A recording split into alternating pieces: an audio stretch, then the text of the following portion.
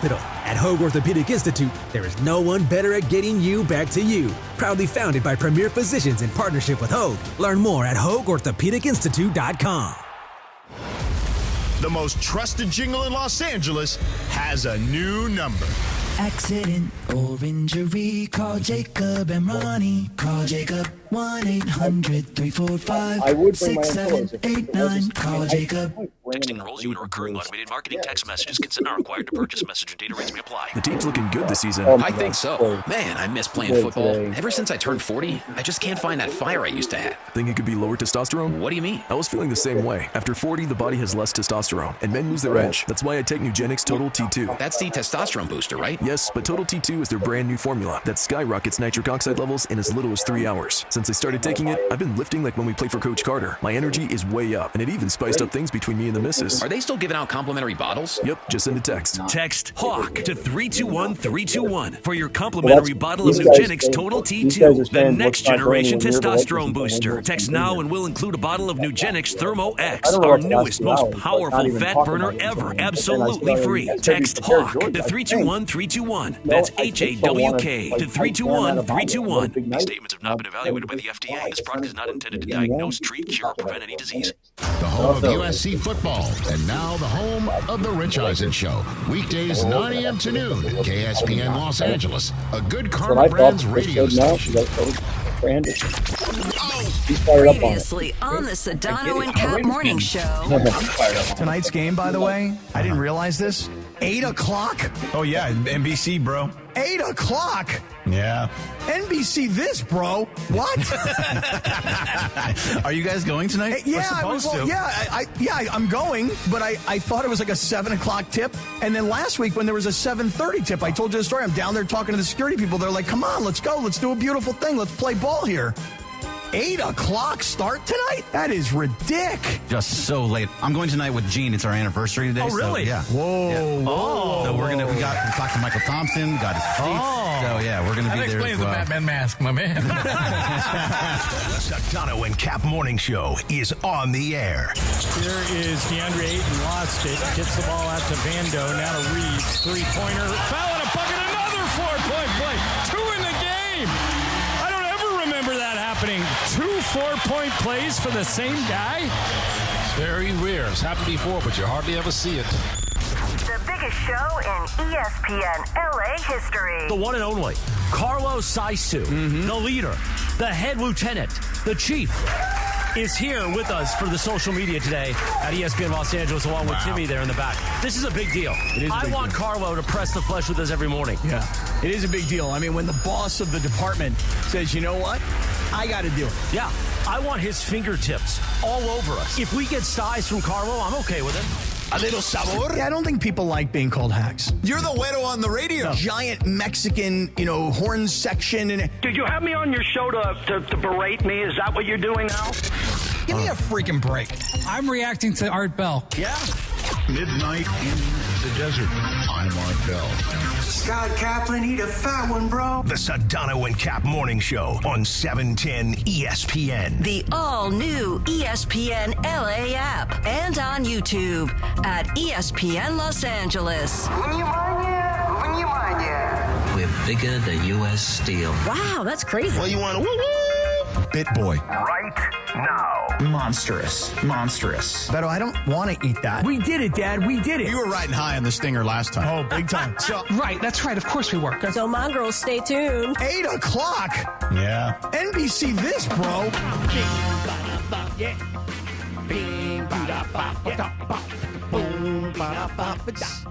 7:02 at 45 seconds. Good morning. Welcome to a windy Wednesday on this, the 11th of March, 2026. Oh, it feels good when we're full strength. Producer Lindsay Baseball is back and better than ever. At least I think. But we're just happy to have her back today. And yes, another day of Carlo Saisu, the legend. Hi, Carlo. In charge of our YouTube and digital accoutrement. Buenos días. He's the accoutrement guy. That's what we're going to label him. Oh, yeah? Cappy, Yo. we thought we would be saying good morning, Lakers fans, after LeBron doesn't play and the Lakers somehow look magical last night.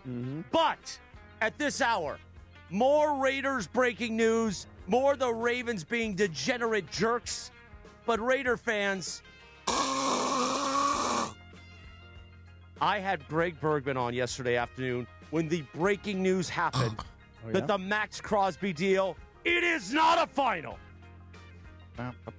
And Bergie was visibly shaken on his anniversary, visibly distressed.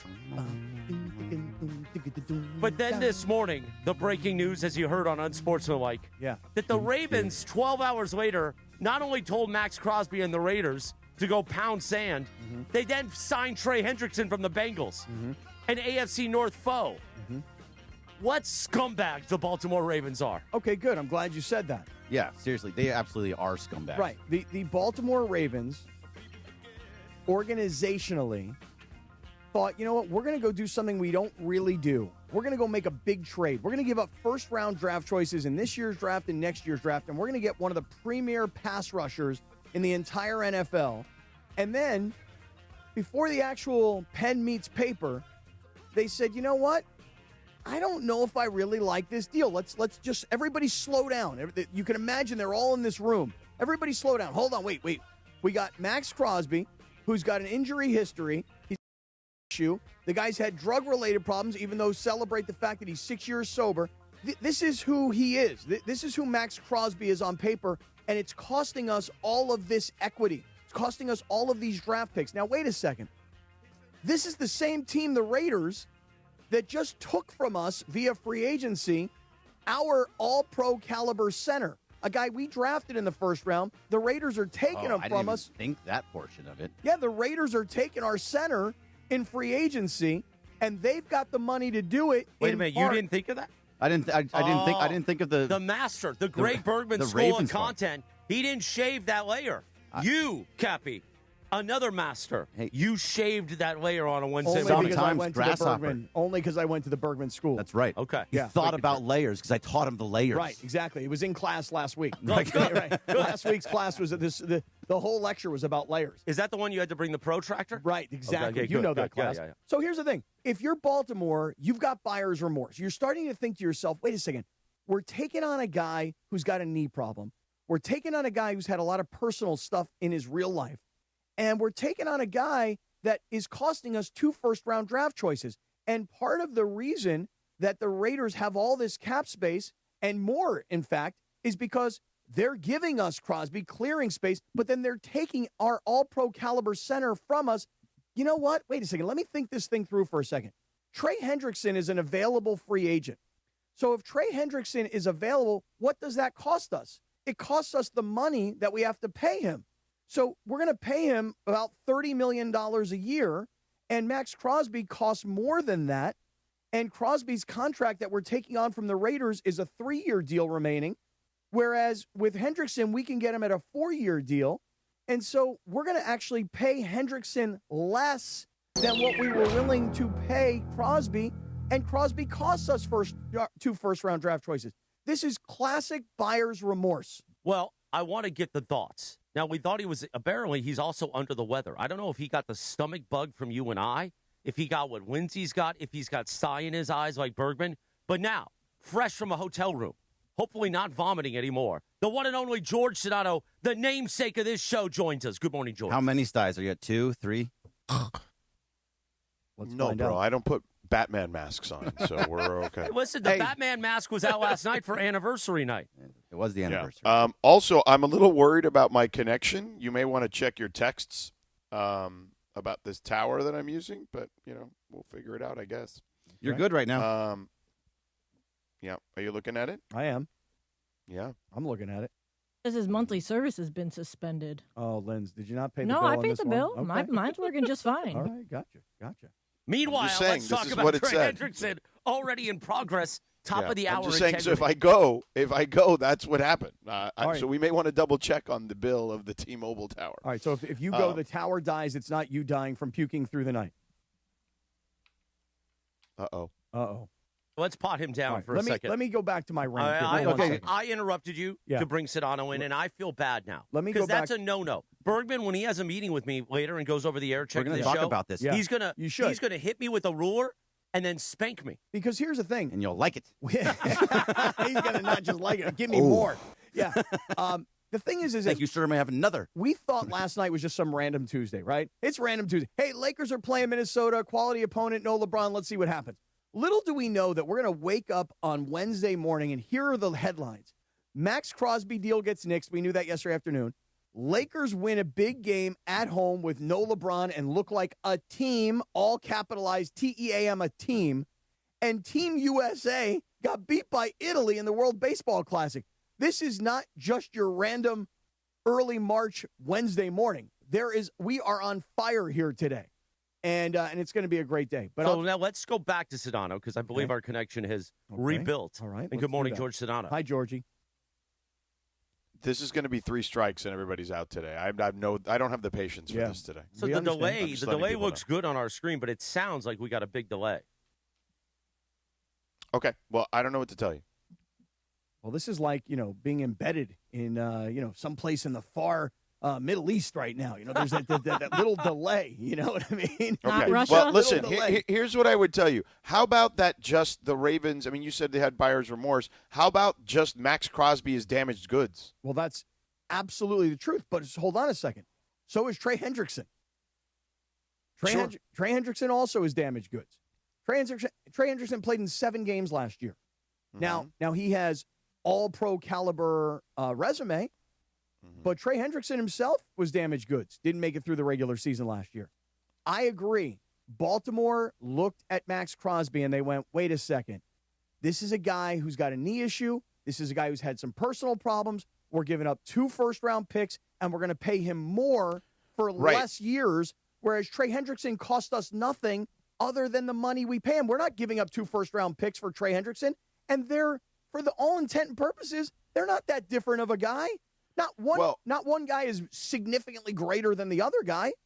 But you're missing a fact that, is a kind of important component here. Tell me. Is that Trey Hendrickson had surgery on December 9th. Correct. And his recovery time was 6 weeks, and he's ready now. Whereas you have to buy the agent's word that Maxx Crosby will be ready when he may or may not be. Well, not just the agent's word, George. You're also going to have to take the word of the most respected orthopedic surgeon in all of pro sports right now, and that's a guy that the Rams depend on every single day. That's Neil Alatrash. So when Dr. Alatrash says, hey, look, he's on schedule, what's his motivation to lie? Because it would make him look bad if he's wrong. I'm just saying one guy is already up and at him. The other guy is not. That's a fair point. But if you're Baltimore, you knew that when you went out to get Maxx Crosby, when you went out to make a trade for Maxx Crosby, you knew that he had surgery. You knew that he had a meniscus issue. And so did he really fail the physical? Or is it possible that they went, wait a second, we're giving up 2 first-round picks for Maxx Crosby, and he's damaged goods, to use your phrase, when we could go out and we get Trey Hendrickson, who already had his surgery, and he's going to be fully healthy and ready to go, and it doesn't cost us anything. Why the hell would we take Maxx Crosby and give up 2 first-round picks when there is another Maxx Crosby? So you're telling me that one of the most – hold on. So you're telling me that one of the – I mean, would you say arguably they are one of the best front offices in the sport? I would say that they have been one of the best front offices. Okay. Don't semantic me at this moment, okay? I don't have the patience for it today. I know. You just tell me the truth. Yeah, what? Are the Ravens not one of the better front offices in the sport? This particular staff is not the staff that was Ozzie Newsome and John Harbaugh. So I guess but Ozzie Newsome has been gone for a while, has he not? How many years? I don't know. You guys it's been tell me. Several at the very least. Okay. So they are one of the best front offices. Is that what you're telling me? Are they or are they not? I'm asking you the question. How do I quantify? Can I ask Sig? You're really going to test my patience today. He's been retired since 2019, so it's been a while. Okay. And this general manager, what's the general manager's name? I believe it's Eric DaCosta. Yeah, DaCosta. How long has he been in that role the same amount of time? Did he take over? Correct. Okay. So 2019 is not yesterday. Fair point. I yield. Fair point. Okay. So answer my question now. What? Are they not one of the best front offices in the sport? I guess they have a reputation for being one of the top front offices in the sport. God, you're such a Well, pain tell in me my how ass. to quantify it, George. How do you I don't know. quantify They've it? had a lot of success, haven't they? Well, have they won a bunch of Super Bowls? Who's won a bunch of Super Bowls other than the Chiefs recently? The Chiefs? Other than the Chiefs, Cap. Look, George. Eagles. Are they one of the best front offices? A bunch? I think they're. I guess a bunch, maybe, if you want to count 2018. I mean, that's a long time ago still, but Listen, okay, I guess. I mean, Raiders have to look to 1983, so. All right, my point is this. Are they not one of the better front offices in the sport, if not one of the best? How about this? They're considered one of the best organizations in the sport. Can you just answer the godforsaken question, yes or no? I don't understand how to answer the question. Are they a good front office? How do you not understand? Yes. It's a very simple question. Are they a good Are they front not office? one of the best front offices in the sport? All right, I'll tell you what. I'll just say yes, they're one of the best front offices so that you can keep going. Now, keep going. Now. Ready? Yeah, go ahead. You're telling me one of the best front offices in the sport did not think until just now, oh, wait, we can get Trey Hendrickson for nothing.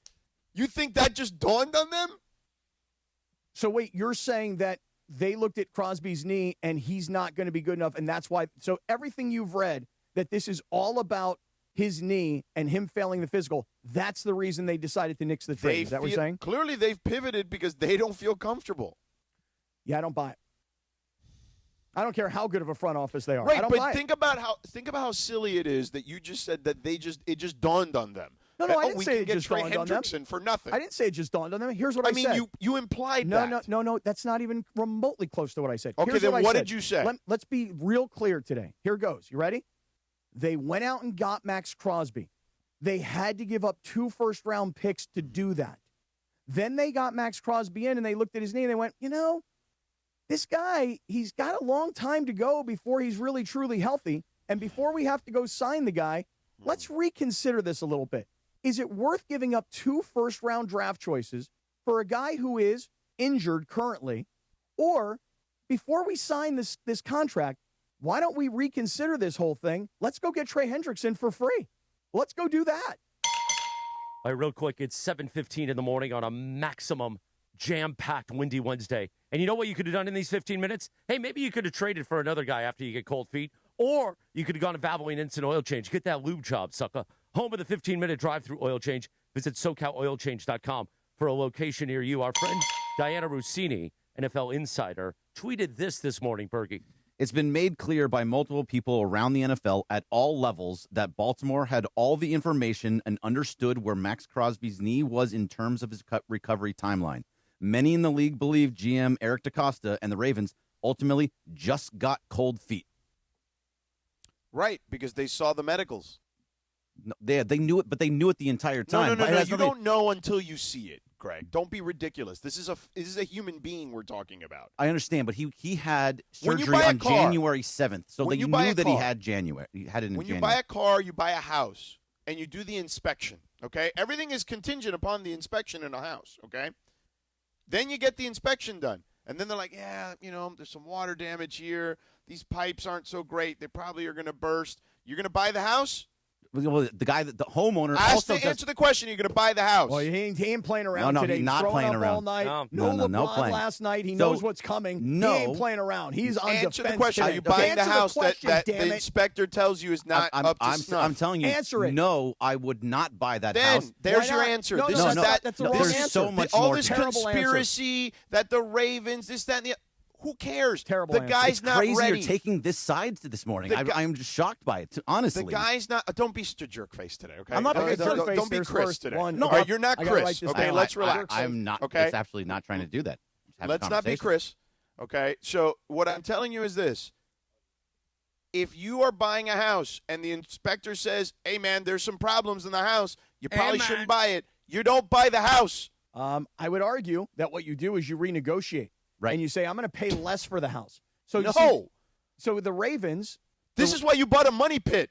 Oh, well, personal shot. Things have gotten personal from the very and beginning for once, today. it doesn't include me. For the very beginning. Well, he brought you in a second ago. Oh, you did? Yeah. Yeah. He called Jabergi a jerk face. Right. I was switching and to said, don't be Morales. Oh, I was switching to my LAX app. The homeowner in your analogy would also would know all of these things as well. Both sides do it. When you sell a car, I would do it. I would go and get my car looked at ahead of time. What incentive do the Ravens have? I mean, excuse me. What incentive do the Raiders have to be, because you can't give honest damaged about goods like that the way you're saying it. But why do the Raiders have any incentive to be honest about someone they want to get rid of. Because he's still going to go through a physical, so you know that he still has to pass that physical. Everything is already known, which is from out of both their control sides. to some extent. To some extent, yes, but it's I would say almost to a complete extent. This is very much the way that it all happened, and the fact that Trey Hendrickson signed within 12 hours at such a deal. It's almost obvious that they just like, oh wait, it's almost obvious, or is it obvious? It is. Well, to me, it is obvious that it is very much the side that Cappy was saying. They got cold feet because they wanted to sign a guy and not give a No, draft you guys are speculating this. Nobody actually has answers to any of this. No, but except what we do know is he's damaged goods and he failed the physical. That's what we do know. Yes or no? That's what the Ravens said. Okay. Did he fail did he not fail a physical with what I would assume is a medical professional with the Baltimore Ravens? Okay, let me say this. You can pass a guy on a physical or you can fail a guy on a physical, depending on what you want to take on as risk.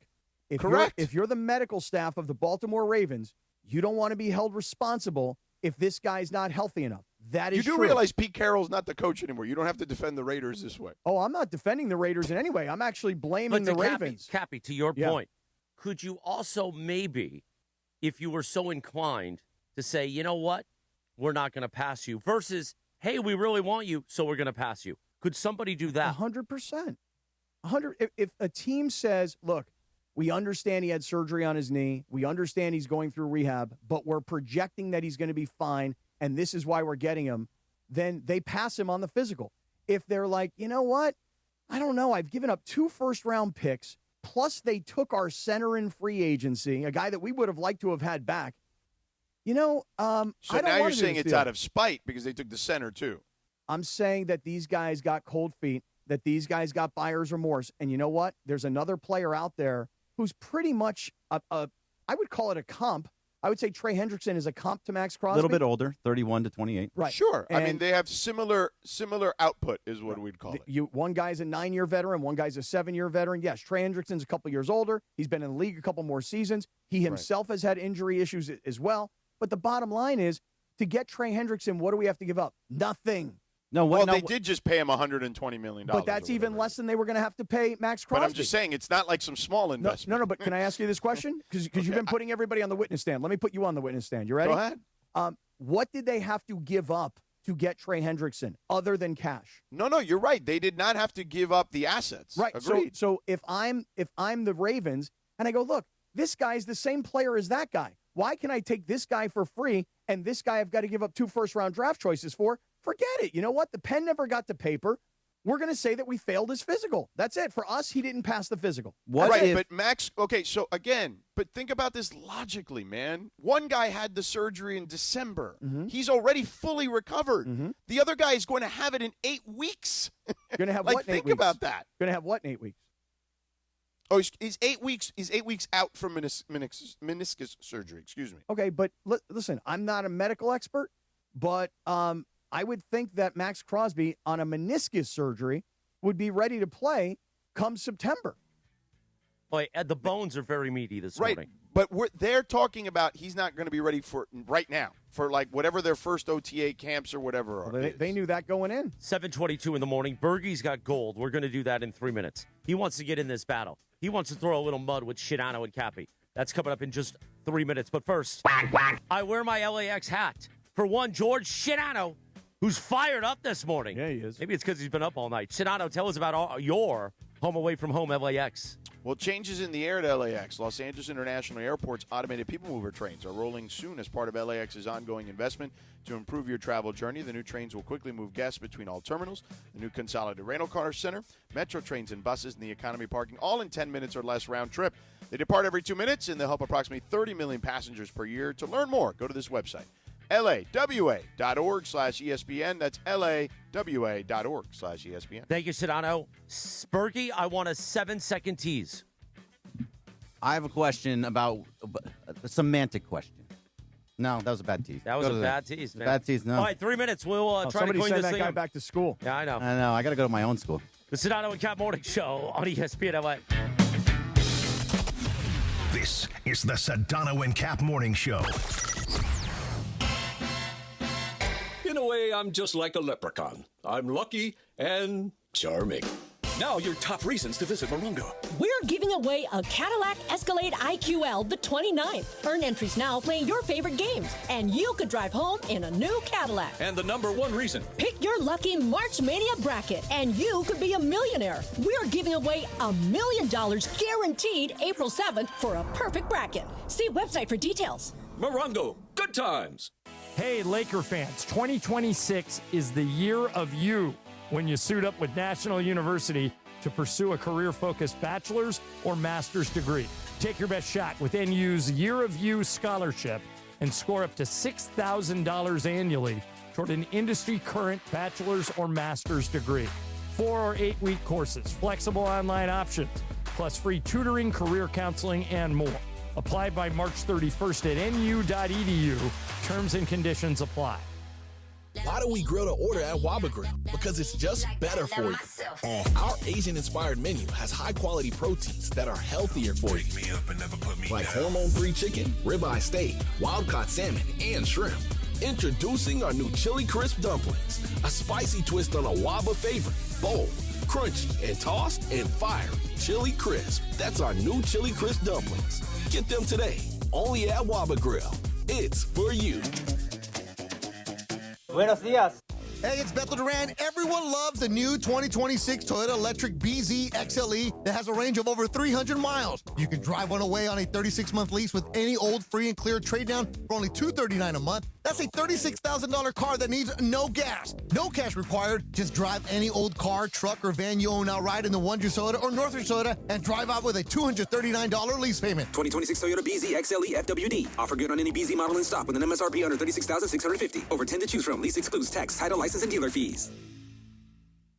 Life is full of choices, some big, some small. And when you choose an H&R Block Tax Pro, you're choosing the largest network of tax expertise to be in your corner. For when your big ambitions need help with the small details. For when your 6 figures come from 6 different places. For when your gaming stream becomes your revenue stream. For when your business's year one needs 70 years of tax know-how. At H&R Block, we've seen it all, and we're here to help you make the most out of your money for life outside the box. Get started at hrblock.com.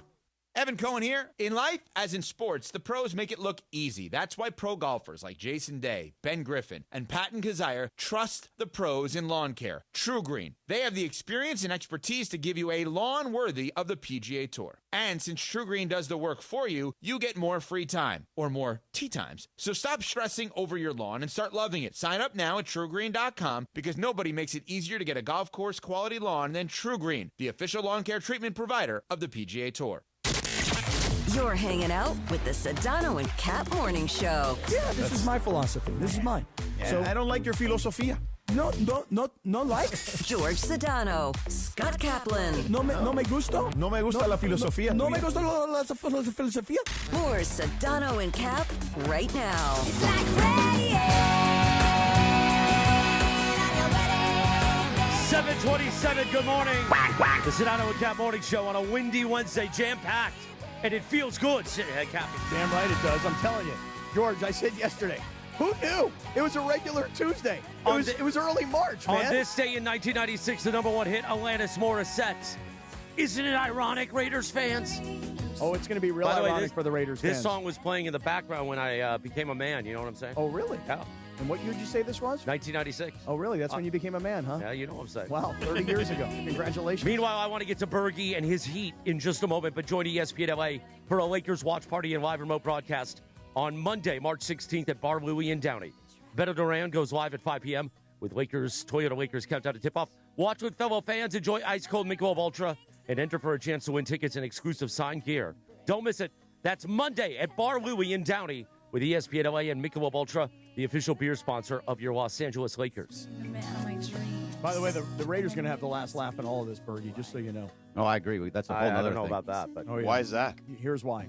Because when Maxx Crosby goes back to the Raiders and they go, hey, Max, listen, you know, if you want to be a Raider, listen, we'll welcome you back. Look how much better we are. Look at all these guys we're signing. We still have the cap space for you. You know what? What are we giving up? We're giving up a first-round draft choice this year and a first-round draft choice last year that we have to return back to Baltimore. Come back to the Raiders. We love you. We can fix this thing. And you put Maxx Crosby on the team that they're building with all the free agents they just signed, how much better would the Raiders be in a snap? We took a timeout there before, and we had a that Berge. much better, really? Yeah. We had a Berge tease. He was all fired up, Berge. Yeah, Berge. So if Trey Hendrickson was on another team, he was still on the Bengals, do they still get cold feet? Do they still back out of this deal? If Trey Hendrickson is not an available free agent. Yes. If Trey Hendrickson is not an available free agent, do they? You say yes? There's no way. No way. Okay, no, I'd be curious because what do you have to base that off of? Because Now, be smart here, Bergie. Answer the question with a question. What do you have to base your opinion off of? Okay, let's go with Cappy's. Don't let him do this to you. Well, I asked you first. There is that. Okay, well, let's start with this. Okay, let's start with. He was this. funny. It was funny. Let's start with this. So, the Ravens, okay, have failed Maxx Crosby, right? So, the Ravens have a quote unquote, according to these reports that you're reading, a history, air quotes, of failing guys in their physical. Okay, the two guys they most recently failed, Michael Brockers, okay, went to the Detroit Lions, played one full season, and then was toast after that. Ryan Grant, the other guy they failed in 2018, okay, he played one season, not the complete season, and then 2 games the following season. So their history shows if they fail a guy in a physical, or recent history, the last 2 times it's happened, 2018 and 2020, the guy didn't last more than a year. What surgeries did those guys have, or what injuries? I don't have the specifics, but I can tell you right now that I'm looking right at those guys' histories right now. That's fair. And they played, one guy played a full season, the other guy played 2/3 of a season, and they neither played a full next season. That's one fair. played 6 games, the other one played 2. Okay, it's fair, but my only question is just if we're going to compare apples to apples, that shouldn't factor in. So now So now that the history is there, that they've done this twice, and both times it worked out for them, is that not that doesn't play into the equation a little bit? It can play into the equation a little bit, yeah. But here's my question would be: Crosby's got a meniscus injury. What injury did Brockers have? What injury did Grant have? I will tell you right now. What did they have surgeries? Okay. I'll look it up. And here's the thing. Listen, again, I'm going to say this. Injury. Do you think the Rams have the best or one of the best front offices in the NFL? The Rams? Yes, Yeah. I do. Do you think that the Rams have a better front office than the Ravens do? I mean, it's probably pretty close. They're Okay. probably neck and neck. Why? Well, here's why. Because the Rams intimately trust Dr. Alatrash. Okay, and that's fine. But he's the an guy- independent doctor. He's not their team doctor. I'd have to look that up because he's around the team a lot. In fact, Okay. we even saw Dr. Alatrash when we were at the Draft House just Okay. a couple years ago. So he's very, very tightly connected to the Rams. So all I'm saying is that when you have a doctor of this reputation saying my patient is on track to be back and play and do the things that he did, so I'm passing. I get him. it. They're not But- passing him. Okay, I get it. But they've done this twice. It's worked for them because the guys didn't actually. So Michael Brockers had a knee injury in that season, and then ankle issues after that. Okay, and when Brockers had surgery for knee and ankle in those scenarios, and I can find Ryan Grant if you want to. If you give me a second. By the way, Neil Elatrash is the head team physician for the Los Angeles Rams and the Los Angeles Dodgers. Okay, and so let me ask you this: when they originally got Brockers or Grant, and then they nixed those trades, the Ravens, were those trades or were those free agent signings? Do you know that? I believe free agent signings. Okay, so they didn't Yes. have to give anything up to get them, right? Okay, but again, we're talking about semantics. We're talking about them failing guys over injury concerns. Right. Twice it's happened in the last, call it 8 years. Twice those guys would not have fulfilled what they were expected to do. Okay, but there is because of injury. But there is a big difference here, George.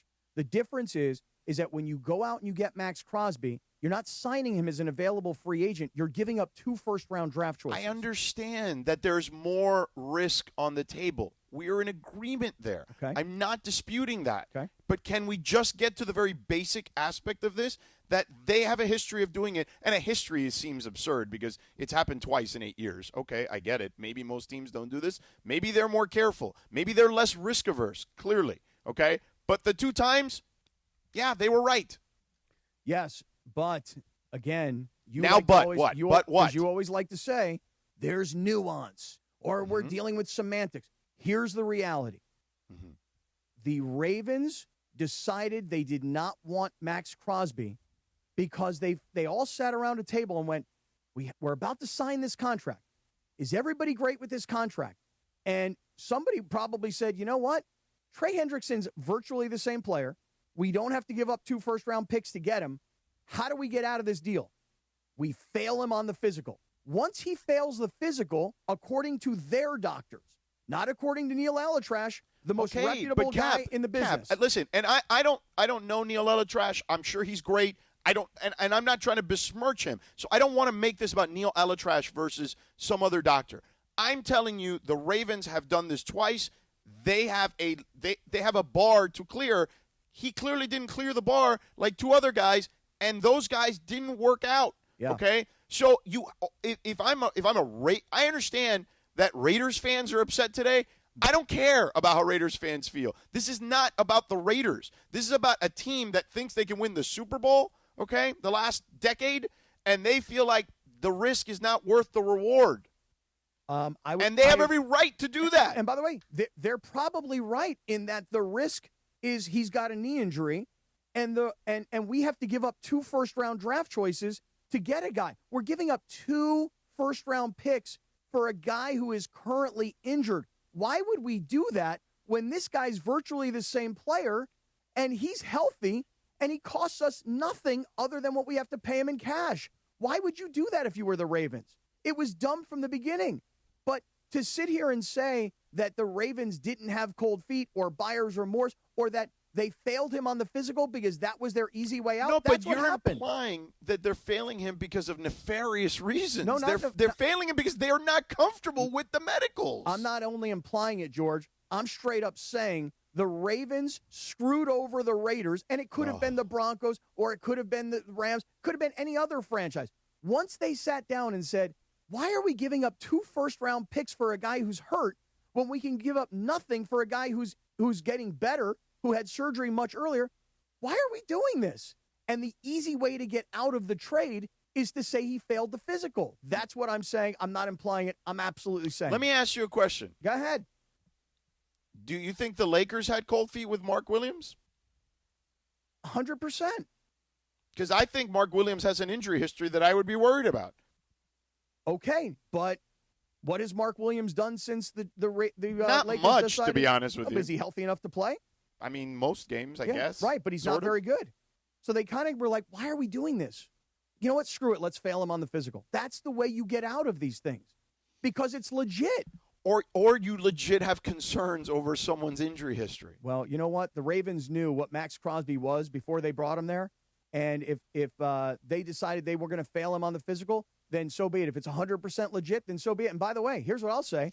I just don't understand why it has to be always like this, like there's some ulterior motive other than just, yeah, man, I don't know. Don't like the way those medicals look. Well, I'll say this, George. There are a lot of NFL insiders out there who are covering this story, and I've not seen one person, I'll say, in the know who's actually making the calls, talking to the people. I've not seen one person, not Adam Schefter, not Diana Rossini, you name the NFL insider, and it's all being reported the way we're having this conversation, that the Ravens ultimately decided, why the heck would we get Maxx Crosby and give up 2 first-round picks to a team that's rebuilding using our center that they just got in free agency? You know what? I don't like the deal. I don't want to do the deal. I'd rather have Trey Hendrickson, who doesn't cost me anything other than the cash that I'm going to pay him. You know what? Deal done. It's off. How do we get out of it? We say that he failed the physical. That's legit. He's got a knee injury, and that's what they did. That's how I see it. Tom Pelissero yesterday said one GM summarized the feelings around the league as this is very much BS on Baltimore's part. Jason La Canfora, who was, I don't know where Jason he is La Canfora, who I like a lot, has not necessarily been Tom Pelissero is one thing, but Jason La Canfora has not necessarily been the most plugged-in insider in a very long time. He's also known as a Ravens hater. Correct. So fine, but the Pelissero one, but even him, he said he was talked to multiple GMs. Yeah, I said not by a long shot. Okay, so Greg, you know what? I could call a lot of GMs about an NBA topic and get a lot of different opinions, and I can use one of them. So Tom Pelissero is. I'm just saying, like, I can call an NBA, a handful of NBA GMs and get a handful of opinions on a subject matter. All I'm saying is, to Cappy's point, a lot of reporters are coming out and they're all going saying that what the Ravens are doing is BS. And that's fine. I'm okay being just, I don't know, reasonable about this and saying they were afraid of the medicals. By the way, Kirk Morrison will join us at 8:15 this morning. Beautiful. Windy will be here in the 8 o'clock hour. By the way, LAFC is back at home this Saturday as they take on St. Louis at BMO Stadium. Listen to ESPN LA for your chance to win a pair of tickets to catch all the action live. When you hear the cue to call, be caller number 7 and be there for the match only with ESPN LA, your home of the black and gold. So you know now, I just think that the NFL teams and the NFL drives me nuts in a lot of ways because it's like all this secrecy and oh my God, and it's like espionage and it's like they treat it like we're dealing with government secrets when it could just be very simple more times than not. And we overthink the room. And, Cappy, again, you're right about the risk part. I have not disputed that. But what I'm telling you is it could just be as simple as, not comfortable with it. You know what, George? Football sometimes can be simple. Thank you, Kirk. I'll meet you in this way. You ready? Hypothetical. You've got Maxx Crosby, who's an available free agent, and you've got Trey Hendrickson, who's an available free agent. And both of these guys have an injury history. One guy had surgery in December. One guy had surgery in January. One guy's healthy now. One guy's not healthy now. Mm-hmm. You decide that you're going to sign Maxx Crosby. But you're not giving up any first-round draft choices. He's an available free agent in my scenario. And then you decide, you know what? I don't love the knee. I don't think we want to do this deal. And then, you know what? Hey, there's another guy who's virtually the same player. We'll just go out and get him. I would buy it if they didn't give up all of the picks. If by giving up 2 first-round draft choices for a guy who's got an injury history and a personal problem history and so on and so forth, at some point before you're ready to sign that deal and give up 2 first-round draft choices, you say to yourself, you know what? This guy's free. This guy cost me 2 first-round draft choices. I'll take the guy for free. And that, to me, is the big difference here, is that Maxx Crosby was going to bring to the Raiders 2 first-round draft choices. And, oh, by the way, you asked me about spite.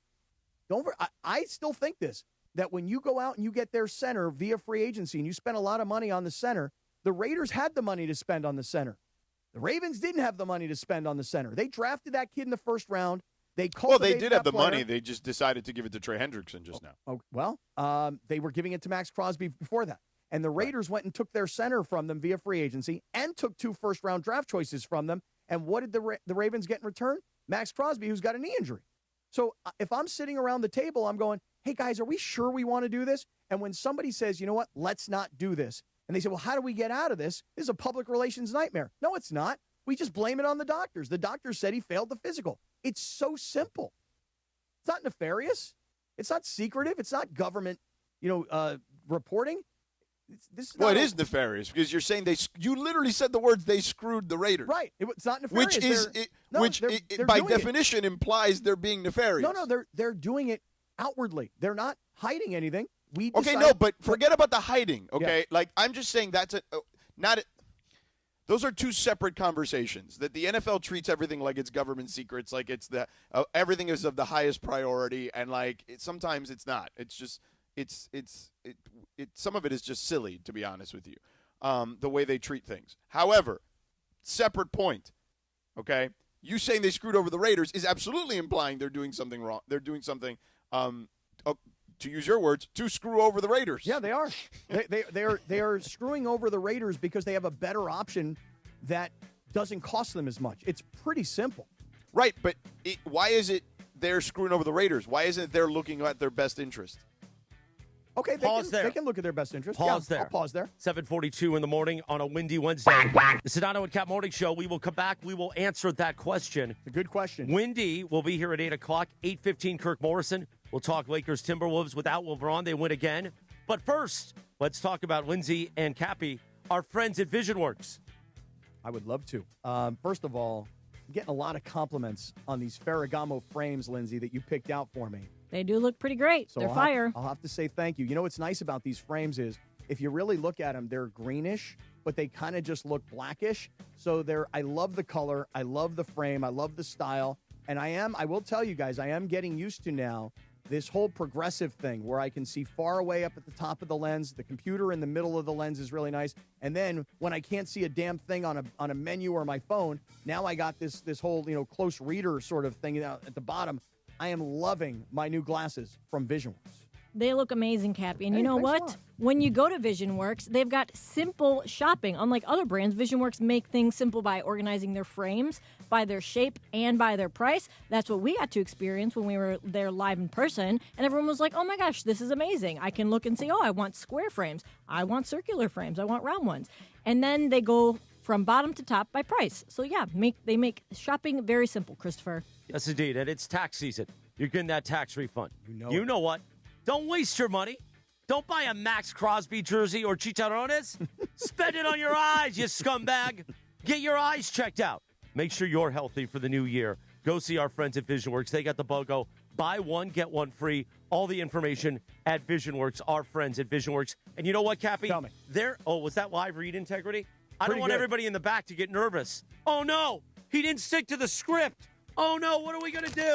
Oh, what are you doing? You tearing it up? Why don't you pull the air check? How about that? Oh, wow. I would just encourage everybody to go to VisionWorks because here's the thing. They're checking for more than just your site, Jack. And they're not nefarious. No. Like the Ravens. No nefariousness. And we will find out more about your thoughts on, I was going to say nefariousism, but I don't think that's a word. No, that is a word. Nefariousness. More on nefariousness from Cappy in 2.5 minutes from right now on the Sedano and Kap Morning Show. The Sedano and Kap Morning Show. We'd like to thank our founding partner, Providence, caring with compassion in Southern California. This is the Sedano and Kap Morning Show. At Uline, they know firsthand the road to success is an uphill climb. Uline started in the family basement, and through hard work is now North America's most trusted shipping and industrial supplier. They get what it means to have the support of reliable, hard-working partners. So they keep 41,000 items ready to ship. Whether your company is still in a basement office or expanding cross-country, Uline will be there on your road to success. Visit uline.com. Come on. No! It's just a golf lesson, champ. Loosen up. I can't. See that Hyundai Santa Fe? Yeah. I only paid... Finish up on your own. I gotta run. Deal's so right, it almost feels wrong. The Hyundai Getaway Sales Event. Get 0% APR for 60 months, plus 0 payments for 90 days on select Hyundai vehicles. See your SoCal Hyundai dealer. Offers end March 31st. Call 714-568-7676 for details. Got a son. Hey, Ty Pennington here, back teaming up with Pechanga Resort Casino to give away another brand new house. Imagine yourself in an amazing, fully furnished, multi-million-dollar home in beautiful Orange County. All you need to do is play your favorite slots or table games at Pechanga Resort Casino. It's that easy. Visit Pechanga every Saturday to activate your entries for a chance to win a lucky key to the May 30th grand finale. I'll see you there. I'm Boomer Esiason. My mom died from cancer. She was only 37 years old. She didn't have life insurance, and that was devastating for my family. That's why having life insurance is so important to me. Ethos makes it fast and easy. Get a quote in seconds, apply in minutes, and get same-day coverage. You can get up to $3 million in coverage with no medical exam. Get your free quote at ethos.com/play. That's ethos.com/play. Paid spokesperson. Time spent on application may vary. Online health questions required. Adam Schefter here. It's tournament time, when only the most talented teams survive and advance. And whether you're cutting down the nets or cutting through resumes, one thing's clear. The best teams are built with the best people. If you're hiring, you need ZipRecruiter. Their smart matching technology finds qualified candidates fast. You can add screening questions to get the right applicants and even filter to see who's recently active. Score the best for your team with ZipRecruiter. Try it for free at ZipRecruiter.com/sports. That's ZipRecruiter.com/sports. Hey, this is Rich Eisen. You're starting your day with the Sedano and Kap Morning Show on ESPN LA. Don't forget my show. The Rich Eisen Show is coming up this morning at 9 on 710 ESPN and the all-new ESPN LA app. Now, back to the Sedano and Kap Morning Show. That's a great song. 7:48, good morning. The Sedano and Kap Morning Show on a windy Wednesday. On this day in 2018, as you said, an amazing song. on that Black Panther soundtrack. The Black Panther became the 5th Marvel movie to earn $1 billion. Almost 10 years ago now. 8 years ago. It was 8 years ago that we were playing this on the old morning show, smacking it around with LZ and Key and the whole mishbuka. Greg should wear the Black Panther mask. Yeah, you should bring that in. Go to the different superheroes. Yeah. I really should have got a mask yesterday and just brought it in. I totally missed on that. Didn't you used to have an eye patch, Morales? No, we used to have a... Did you have an eye patch like that guy on Days of Our Lives or one of those soap operas? Days of Our Lives is my guy. I had an eye patch when I was a kid. Who was the guy on Days of Our Lives with an eye patch? Yeah, what was that guy's name? name? They called him Patch on the show. But we used to have a blue... Oh, well, that would make sense. Yeah. We used to have a Blue the dinosaur mask from Jurassic Park. Oh, that's right. Because I used to call Keyshawn Blue. It's a whole bit. Because remember, Jurassic World came out. We were just trying to do a lot of bits. I think I have it in the back over there. Steve Patch Johnson on Days of Our Lives. Steve Patch Johnson, huh? Maybe you could see if Mean Gene Bergie likes the Blue the dinosaur mask. Hey, maybe. By the way, Bergie, it was lovely to see. Oh, wait a second. wow. We got Bergie now. Look at Carlos We got a mask. Saisu See? bringing in one of the old morning show LZ Eyes Wide Shut masks. Goodness, that one is that's one of those masks that'll really freak a brother out right there.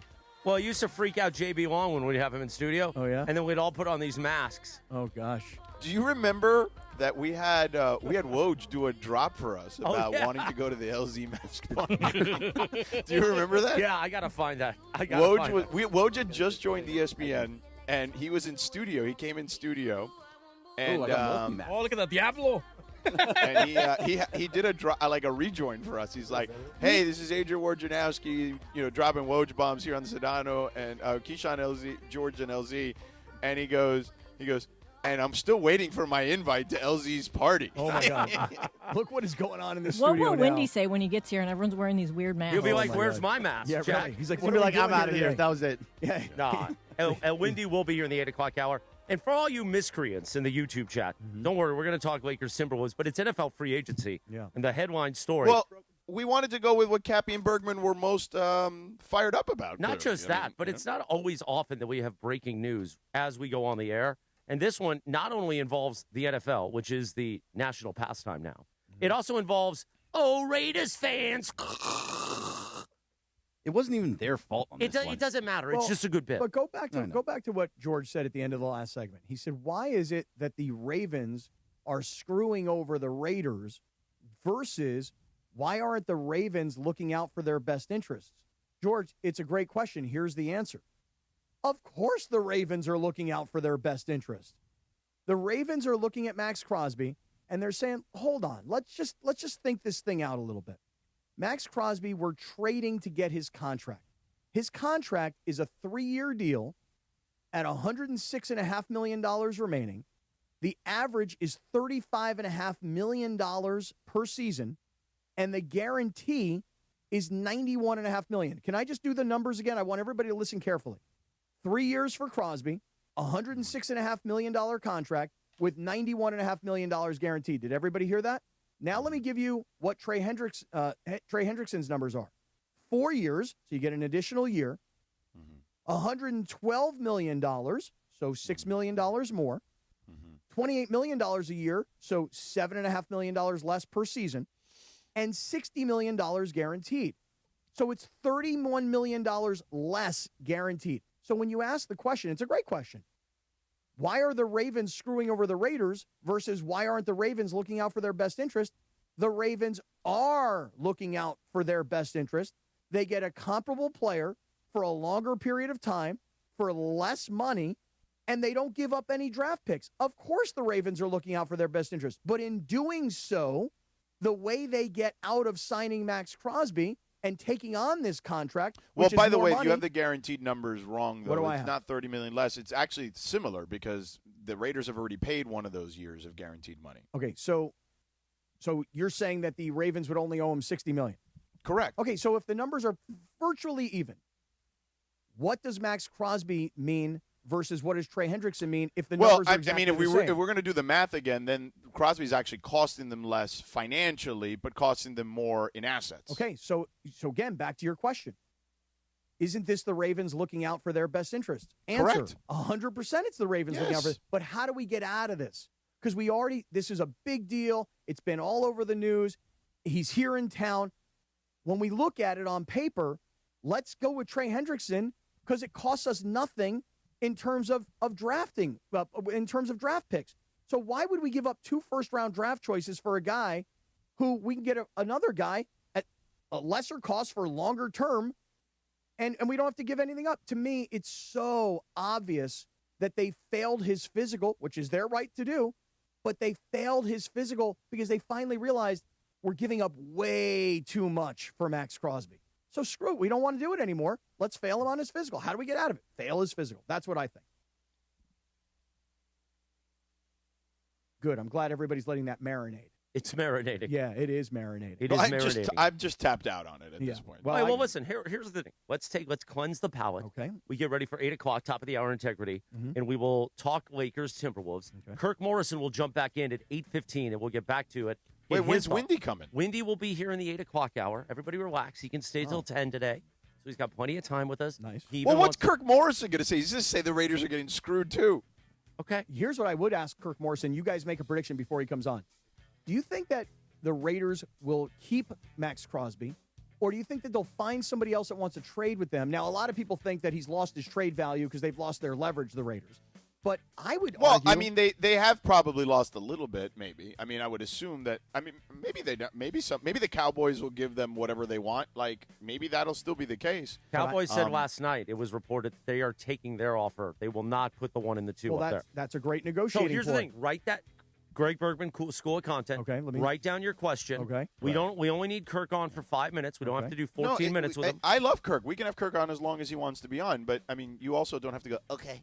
Like, you can relax. We'll talk to Kirk. Well, you're the one who said, why are we having him on?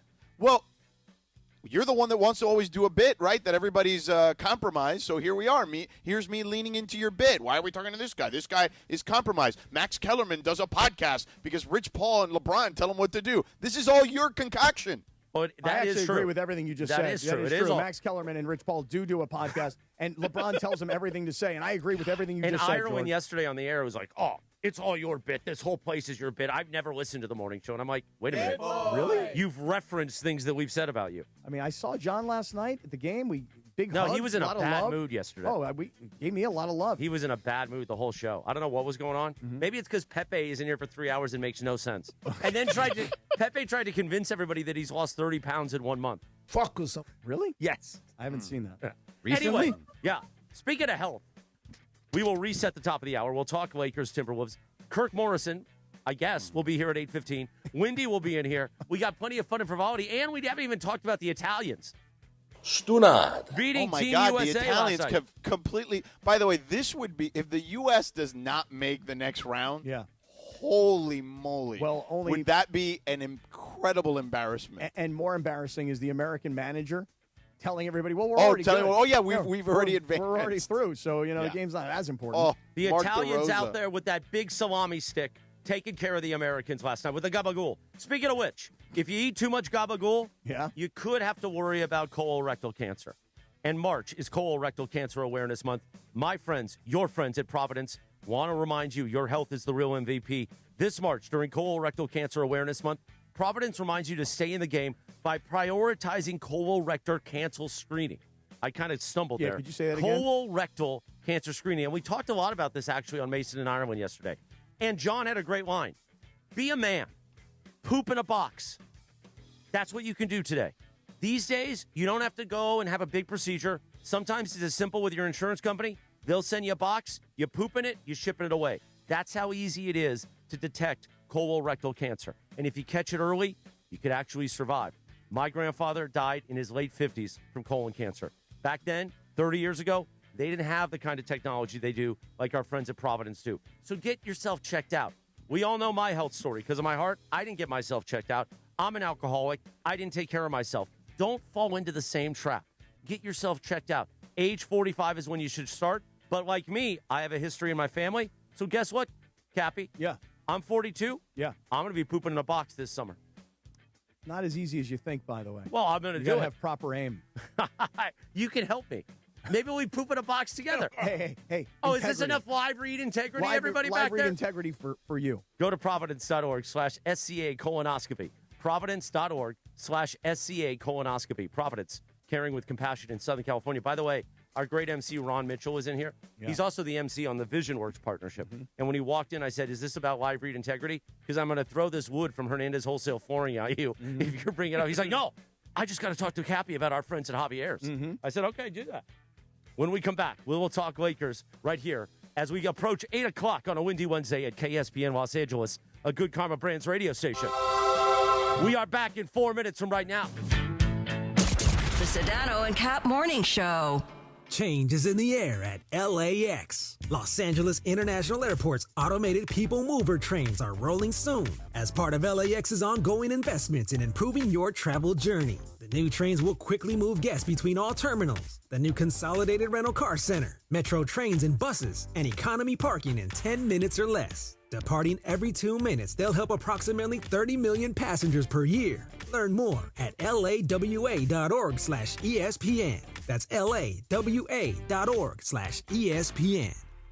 Hey, it's me, Ace. Watching the game at home is fine. Cosm Los Angeles is next level, massive, high-res displays, real fans, real energy. Step into the dome. You're not watching the game, you're in it. Wraparound screens, reserved seating, total immersion. There's the hall, delivers live, multi-view sports, every game, every moment. Craft cocktails, local favorites, plus the deck, rooftop bar with can't-miss views. Football, NBA, Premier League, UFC, immersive movies. This is how sports are meant to be watched. Get tickets now at Cosm.com.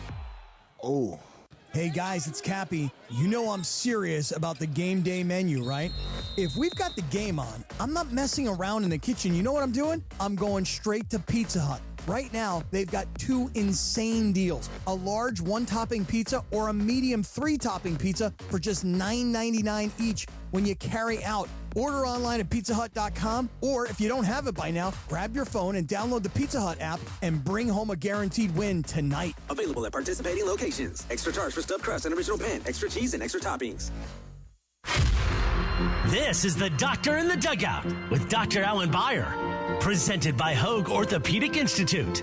I'm often asked about people who suffer their first back injury, think they've pulled a muscle in their back, and they don't stretch enough as far as their back is concerned. So when do you seek care from a doctor when you've sustained a back injury? At Hoag Orthopedic Institute, we like to tell people that the most important thing is to watch and see if that back pain is radiating down your leg, causing any numbness, causing any weakness, or any bowel or bladder dysfunction. These are surgical problems usually and require a more urgent visit to the emergency room rather than waiting to see the doctor. If none of these signs are present, it's safe to wait it out, rest for a few days, and seek medical care from your doctor within a week or so. Hope that helps. Keep stretching your back. If that doesn't get better in a week or 10 days, that's when it's time to seek the orthopedic specialist. Hope this keeps you on the field, and keep listening. We'll be back soon. Keep listening for more on the road to recovery right here on 710 ESPN.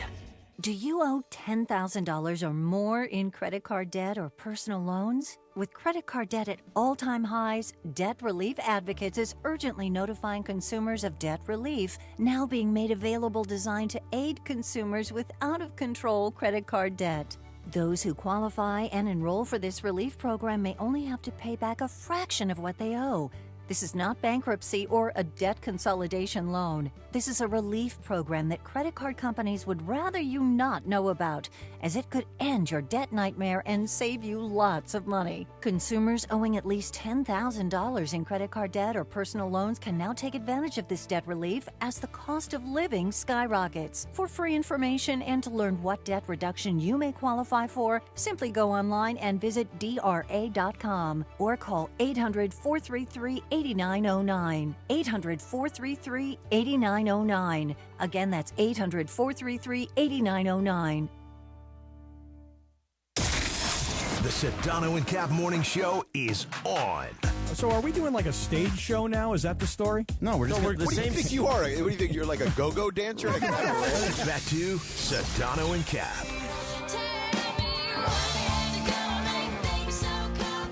8:02, good morning. The Sedano and Kap Morning Show on a windy Wednesday, not the 3rd of March, but the 11th of March, 2026. Good morning. You gather around every morning with us at 7 a.m. till 9 a.m. terrestrially, 9 a.m. on the YouTube and on the app. Because what we do, this is magical. Especially when Lindsay Baseball's back and Carlos Saisu in the back making digital magic. Every day you are shocked at how good we are at what we do. And we thank you for being amazing at what you are, Cappy. Today is also National Promposal Day. Now, the reason I say it, it's promposal, not proposal. I thought at first when I looked at Lindsay's list, it was National Proposal Day. And I'd say, well, Cappy, if you propose, you know what it's going to be. It's going to be complicated. And on this day in 2002, well, Avril Lavigne released the song Complicated. So maybe you should do promposal and ask Rachel to prom, but not proposal. Oh, I felt so bad, George, when I was in 8th grade.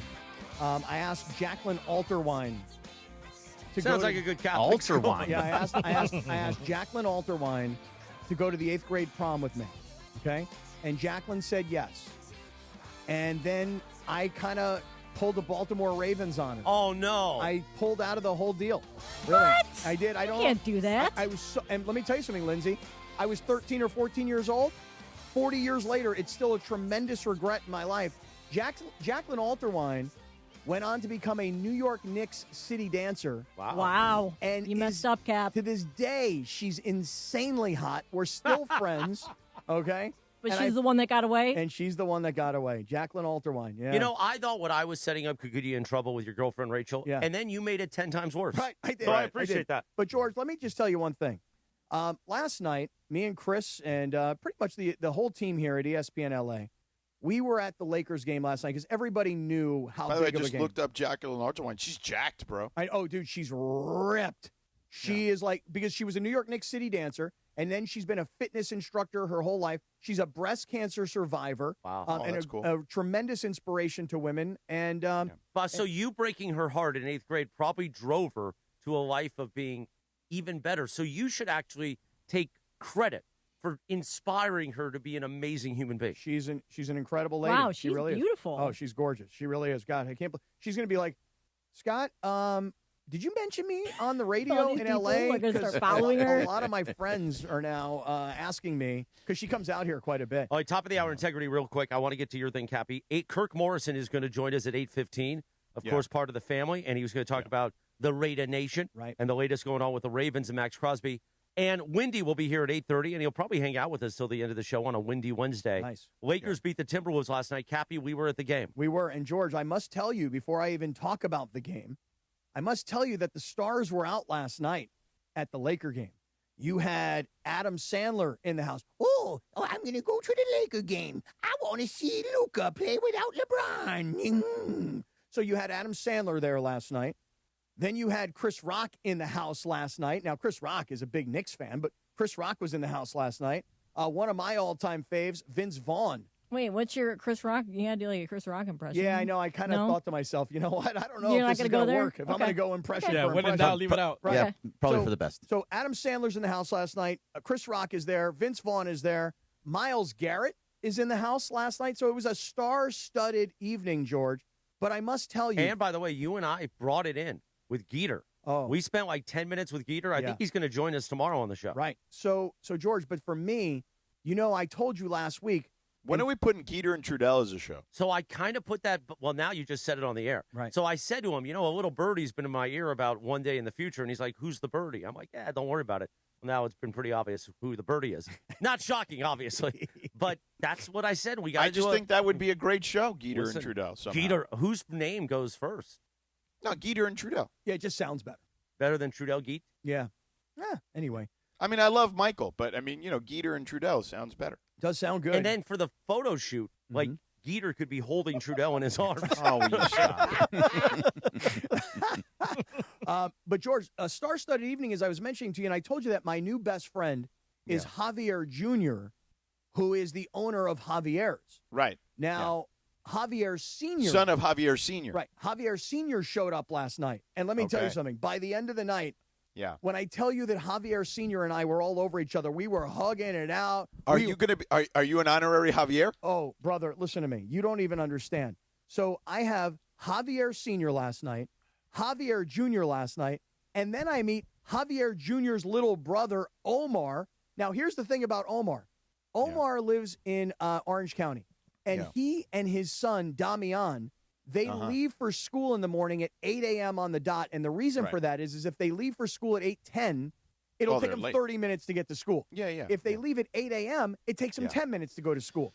So Damian is in the car for only 10 minutes, but he's a massive Sedano and Kap fan, George. That's great. The Damian is or Omar? Omar is first and foremost, but Damian is also. And I said to Omar, I go, well, if Damian is such a huge fan, leave it a few minutes past 8 so he gets in the car for 30 minutes. Because poor Damian only gets 10 minutes of Sedano and Kap.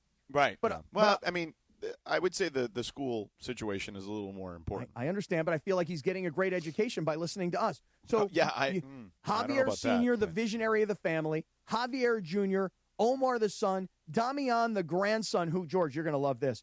Since the kid's 5 years old, he's been walking around doing Mike Breen impressions, going bang, you know? So the kid is all into it. The family loves the station, loves the show, and even Juan Gonzalez, their general manager of their downtown location, huge fan. No relation to the Juan Gonzalez, who was a excellent Major League Baseball player. No relation as that I understand, that I know of. Right. But I'm going to tell you right now, it was a love fest last night between the Javier family and the Sedano and Kap family because there's a lot of love and a lot of respect, and we're pretty much raising the next great sportscaster in Damian. So absolutely beautiful, Cappy. Yes, and the amazing thing, Sedano, is we left at the end of the third quarter. And when I say we, Tommy Lamb, our market manager, and I left. And usually Cappy and I will walk out together when we're both staying at E. And I said, Cappy, are you coming with us? And he goes, no, I'm locked in. And Tommy's like, well, let's get out of here. And I knew Cappy had to have been locked in because Cappy was tweeting. I saw it like 11:45 at night or whatever. Well, you and I were texting last night at almost midnight. And I'm going, why am I up? And I blame NBC for an 8 p.m. game last night. So that's why I was up. But I will just tell you this. People come back to the East Central after these games, and they're all lit up, man, and they're psyched because, you know, the Lakers won, and they're partying through the night. And I'm like, yo, I don't want to be that guy that calls security so that somebody comes to this, the door and they knock on their, hey, shut the hell up. So I just try and, like, put pillows over my head and whatever. But it was a party last night. And here's the thing, speaking Sedano, of which, Dave Pash texted me a little while ago. It said, I could hear you doing your show. And he's across the hall. He's not even next door. Cappy was so fired up before the game even began, and he kept whispering to me in the suite, man, can you imagine if they win tonight? We're going to go after Sedano. Can you imagine if DeAndre Ayton has a great game? We're going to have to go after Sedano. And then DeAndre had like a great half. Yeah, he did. He had a double-double in the first half. That's right. Right. And then we didn't hear from DeAndre Ayton again, it felt like. He was so fired up. And then another MC of ours, and I won't get into names, told us, hey, Sedano's talking mad smack on you, Cappy. Yeah. And then Cappy was really fired up. Oh, yeah. I couldn't believe what Why I was heard. I talking mad smack about? Oh, dude. Should we hold off Kobe on that? Walsh? Yeah. I told him, hey, I'm just letting you know I'm going to this one of his clients. And I'm like, but I'm not Cappy. I don't need like a freebie. I'm good. I'm just letting you know, and we'll talk about it on Friday. And Cappy exploded. Nah, he didn't think that, though. Kobe Walsh was like, well, then why is he telling me? He's obviously looking for something. I mean, Kobe Walsh essentially unlike you, I don't. He did. He did say that. So he's don't like, do that. why would he? Yeah. Listen, I have a pretty good track record of paying for my own stuff, so I don't have to. I would let that stand on its own. Well, I'll tell you what. I'll stand on my own since you decided to stab me in the back to Kobe Walsh.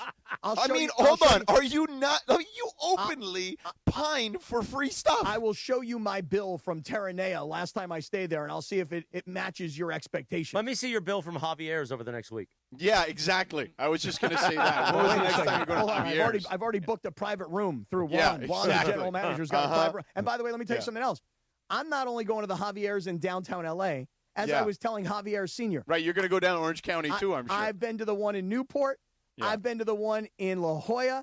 I've been to so many Javier. I'm going to the Javier's in Vegas. I'm going to all the new Javier's. You're gonna have so much Javier's over the next couple of months is that you're gonna bring home Javier doggy bags every night. Let me tell you something. I'm gonna be going to Javier's so much they're gonna call me Javier the Third.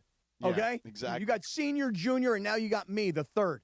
Yeah. Well, George, the Lakers win again. Can we talk about the Laker game, or have we ruined that already? No. We've got 8 more minutes to go. Keep going. Oh, okay. Now, go ahead, Cappy. I want to let you punch yourself out, and then I have a question for you. Go ahead. As far as the Laker game last night goes, it goes like this. Listen, can we all agree that we've had this conversation? that the Lakers need to build a team. And we talked about Oklahoma City last year and Indiana last year going to the finals, and both of those teams, very, very deep teams, right? The Lakers, and I'm going to say this in advance, they didn't beat Oklahoma City last night. They didn't beat San Antonio last night. They didn't beat Denver last night or even Houston. And Minnesota's a good team, and their record was pretty similar to the Lakers. They had one more win, and now the Lakers have evened them at 40 wins each. So I'm not saying to you that they beat the top two teams, but I'm going to say this. They're playing a much better style of team, T-E-A-M in caps, team basketball over the last two games, maybe the last three games, since LeBron's been out. They are playing a better brand of team basketball. That's it. It's real simple. That's all you got? I mean, I think it's pretty obvious, isn't it? Football sometimes can be simple. Yeah, I mean, basketball sometimes can be simple. If we're going to extrapolate 3 games out of, an 82-game season and make that some sort of indictment, I mean, feel free. You can do that. That's cool. No. Don't misinterpret what I'm saying. I don't think it's an indictment at all. I'm just telling you what it looks like over the course of the last 3 games. Now, what I'm not saying to you is that there's no role for LeBron. That's not what I'm saying. I'm saying that they look better right now over the past 3 games without him. Now, you've made the point that when you get to the postseason, you got to have as many good players as you can have. Well, I'm not telling you that LeBron shouldn't play or that LeBron shouldn't be on the team. I'm just telling you that JJ needs to somehow massage the lineups so that he gets the best out of what we've seen in the last few games and then can take advantage of what LeBron is still capable of doing. But the chances are Austin, Luca, and LeBron on the floor at the same time, it hasn't really looked great. Listen, they're not in the play-in. They're not out of the playoffs. They're right in the heart of all of this. But I'm here to tell you that they've got to find a solution to lineups that take advantage of when Austin and Luca are on the floor together, because those guys have a chemistry. And that is obvious for everybody to see, I think. Let me ask you a question now. You go ahead. I've punched myself out. Thank you. I'm going to catch my breath. Go ahead. In the postseason, okay, would it be fair to say that more times than not, games come down to a couple of possessions? I'll go with this. Go ahead. Yes, right? It's fair. That's generally the case, That is right? fair. That is fair. Okay. So I decided to take a look at the Lakers' clutch numbers a little deeper, okay? Because the Lakers have a good record in the clutch this season. They're one of the best, if not the best team in the clutch. And the clutch is defined in the last 5 minutes of a game if the game is within 5 points, okay? Do you want to know who's been the worst player in the clutch of those 3 players? I'll guess. How about that? Yeah. I'll guess Luca. No, it's actually Austin. See, I thought Austin was the obvious answer, so I thought you were going to try and trap me. So I took Luca. Go ahead. So here are the numbers, okay? LeBron is shooting nearly 62% in the clutch, okay, with a plus-minus of 1.2, okay? Luca is shooting only 42.3%, but with a plus-minus of 2.2. Austin Reeves is shooting 33% in those scenarios with a plus-minus of 0.6. So while those numbers seem minuscule, over the course of a season, they do tell a story, okay? And when you think about the playoffs and you think about Austin's previous playoff appearances, it says to me that, if I'm going to be focused on one thing this postseason, is can Austin finally break out and have a similar postseason to what he does in the regular season? Because where we've seen a game here, a game there, we haven't seen the Austin Reeves that we see in the regular season in the postseason just yet. Now that he's still a very young player, it doesn't mean that it won't happen. I'm just saying, to me, that's where my focus is. Because when those three guys are playing in the clutch games. They're playing together. And they play well together in the clutch games, which is kind of my point that in the playoffs, you're going to need every guy. in the playoffs, you're going to need those three guys to work. Those three guys have figured it out to work in a positive way in those final 5 minutes of close games, even with Austin not necessarily playing very well in those scenarios. So, to me, that should be people's focus. To me, that is what I extrapolate out of this season more than anything else. We could talk about the numbers over 36 minutes or whatever amount of minutes they play together. But to me, what translates to what's going to work in the playoffs is those pressure-packed moments in close games in the regular season. While not a perfect apples-to-apples comparison, is the closest thing you'll get in the regular season to what playoff intensity is going to look like. All right, good. Well, we'll have that conversation with Wendy when he's coming in. And we're going to unpack all of that. But on the line, the one and only, part of Raider Nation, more importantly, part of the fabric of the Sedano and Kap show, going back to the afternoons and here at ESPN LA, the one and only Kirk Morrison now joins us. Good morning, Kirk. What's up, CM? How we doing, man? Oh, beautiful, man. Good to hear your voice. It is indeed. Oh, man. What's good? What's good? Well, it's not good for Raiders fans this morning, sucker. Well, wait a second. Is it not good for Raiders fans? Because to me, Kirk, I'm thinking that Maxx Crosby is going to come back into the Raider facility and be welcomed home. And, of course, there's still the possibility that he could get traded. But isn't there also the possibility that the Raiders go, look at all that we've added to this defense via free agency. We're getting Maxx Crosby back. We're giving up a first-round pick this year and next year back to Baltimore. We'll gladly take Maxx Crosby back. What do you think? Yeah, I mean, at the end of the day, it's hard because at Cap, I had already spent them first-round picks. You ever had money that you was coming into and you start spending it before you got it? Unfortunately, yes, I know. I'd already started using them picks already. So now I was like, oh, man, the trade didn't happen. So, but you do get an all-pro type player.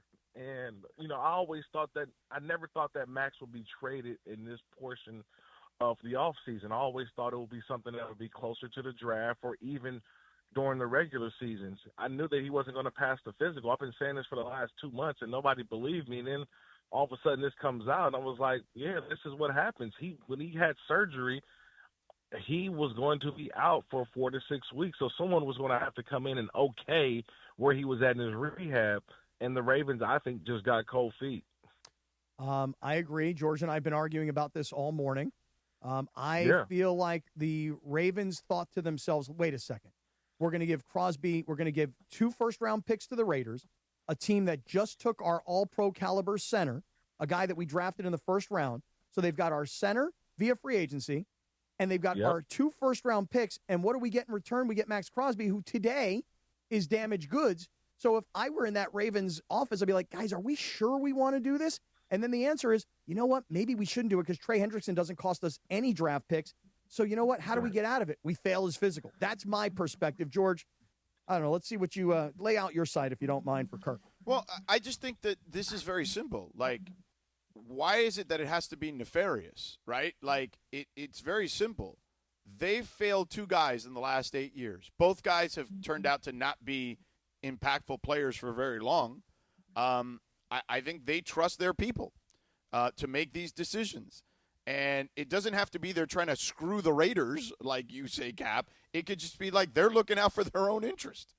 To me, it's not any more simple than that. Yeah, but looking out for their own interest means let's get back our 2 first-round picks and not give those up for a guy who's got a knee issue. But that's, again, but again, they should do that. If they are not comfortable with the medical, they should do that. Or are they not comfortable with what they're giving up, and then they realize we don't have to give up anything? It's all intertwined, though, is my point. Like, that's not the argument. The argument is you said they screwed over the Raiders. I'm saying they're looking after themselves. The screwing over the Raiders is not at the top of the list here. Well, let me tell you something, Georgie. Listen to me. I got a close friend of mine who I love dearly and I respect tremendously. And you know what he always says to me? 2 things can be true at the same time. Right. You know I'm not debating that 2 things can be true. What I'm telling you is that the priority of those, you're coming out firing like you're JT the Brick or Jim Rome and saying they screwed the Raiders. Okay, Yeah, and I'm telling you. They did, by the way. Yeah, you tell him, Kirk. They screwed Well, up. I mean, you would absolutely say that. I mean, we know where your checks are cashed, homeboy. But George, let's be honest. But that's not Kirk. That's not priority number 1 for the Ravens. George, screwing the Raiders. George, you know what? And look, by the way, your grass in your backyard looks great. But thank you, I appreciate it. George, Hernandez but Wholesale George, Flooring. Hernandez Wholesale Flooring. Call him at 866-62-FLOOR. Right. But George, that means you're a homeowner, right? And in that process of buying a home, did you see a house first, or was like, you know what, I've seen it online, I'm going to agree to a deal before I even go get my inspection? Right. That's that's what happened. That's what happened. No. This is the inspection. Correct. That's You're the not same going- analogy I used No. earlier. No. You cannot agree to a deal before you go inspect. You know how it is when you get a house. You inspect the house before you agree to the deal. And now You they've say inspected. No, because you know. No. You know. How you know gonna the go in NFL. there and inspect the deal and then just get it all blown up? No, this is what happened. They got cold feet at the end. They got another house and they found out, oh my God, we got a better deal over here. Let's nix this deal and go with this deal over here with Trey Hendrickson. That's the way that it's playing out. If they didn't sign Trey Hendrickson today, come on now, George. Let's be real. Tell him, Kirk. School him, Kirk. This kid doesn't understand. You are being a bit disingenuous here. Oh, you know that I'm not being disingenuous. you know that first every of all, deal. we didn't even know the Ravens were even in on this deal. It was all about the Bears and the Cowboys and all these other and the Eagles. And all of a sudden, the Ravens pop out on Friday like, woohoo, we got Maxx Crosby. But we all know how these things work. Shouldn't they have flown a representative out this weekend to do a physical on Maxx Crosby? You wait until Monday? Come on, man. It's just too fishy. It's just too fishy. It's the same thing when the Lakers – remember when the Lakers had the whole CP3 trade? Now, look, hey, you can go back to that. And it was nixed by who? The commissioner. That was the commissioner. Everybody's like, well, why? Yeah, but why? What happened? What happened? Who stopped the trade? Who stopped the trade? Well, we can't do this. It's too fishy. It's too much, I think, going on behind the scenes. You played the sport. You played the sport for a long time. Absolutely. Okay? You know very well that every deal is agreed upon, but not processed until what? Until the physicals. Correct. Thank you. That is always correct. That's it. So then what's the argument here? But the argument was that a lot of teams agree to deals and then it doesn't. This isn't the first time this has happened. Even forget about the Ravens. This happens all the time where guys fail physicals and trades get rescinded. I'm sure that's happened to plenty of your teammates over the years. You don't make this type of player, this type of trade, and not have the physical already done. Like you've seen it in the NBA. These things are already done when we're talking about this type of player. You don't make the trade for Maxx Crosby saying like, oh, and they had all the medical information on Friday. They had everything, George. So what makes from Friday to today?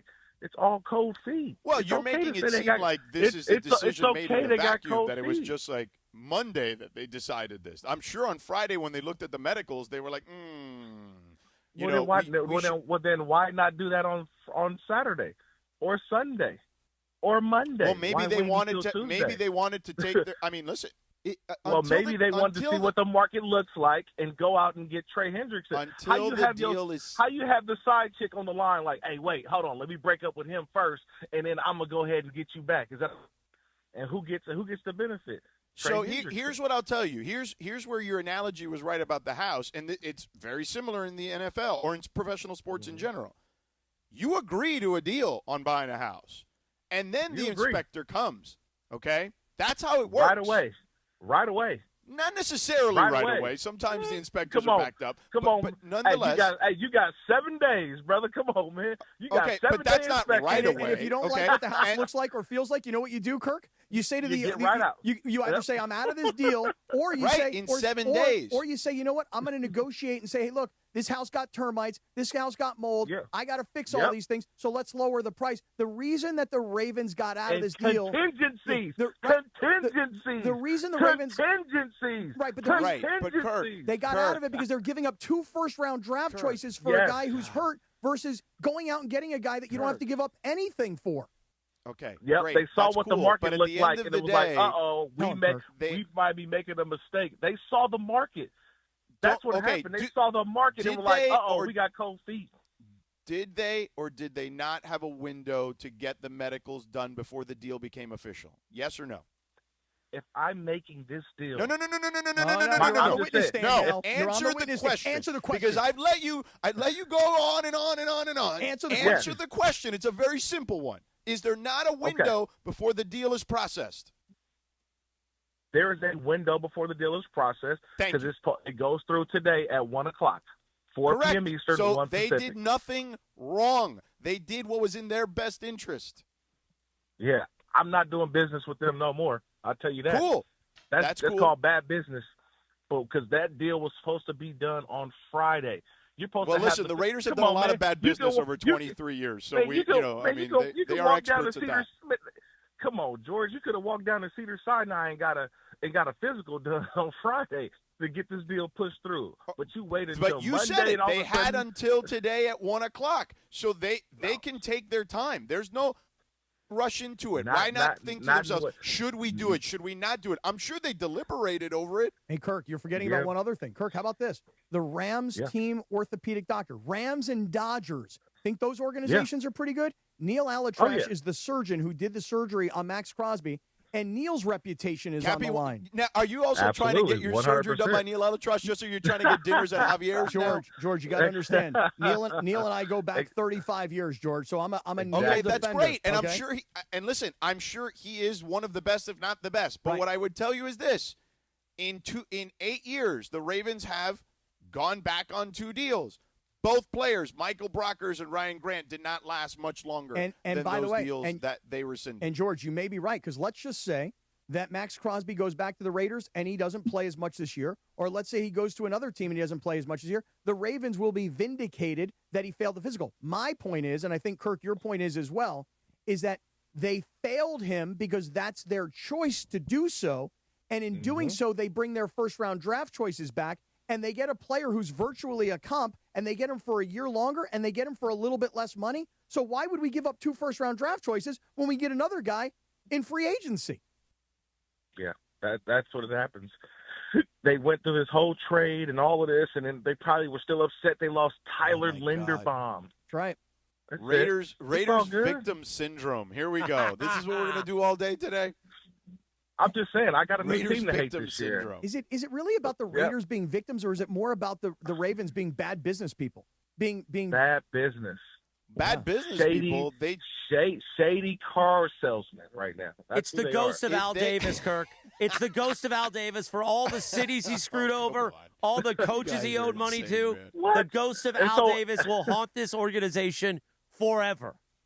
And the Baltimore Ravens didn't screw over Cleveland when they left? Get out of here. Come on now. Tia. Yeah, they got Steve Bisciotti, a good Italian owner. I mean, you know what I mean.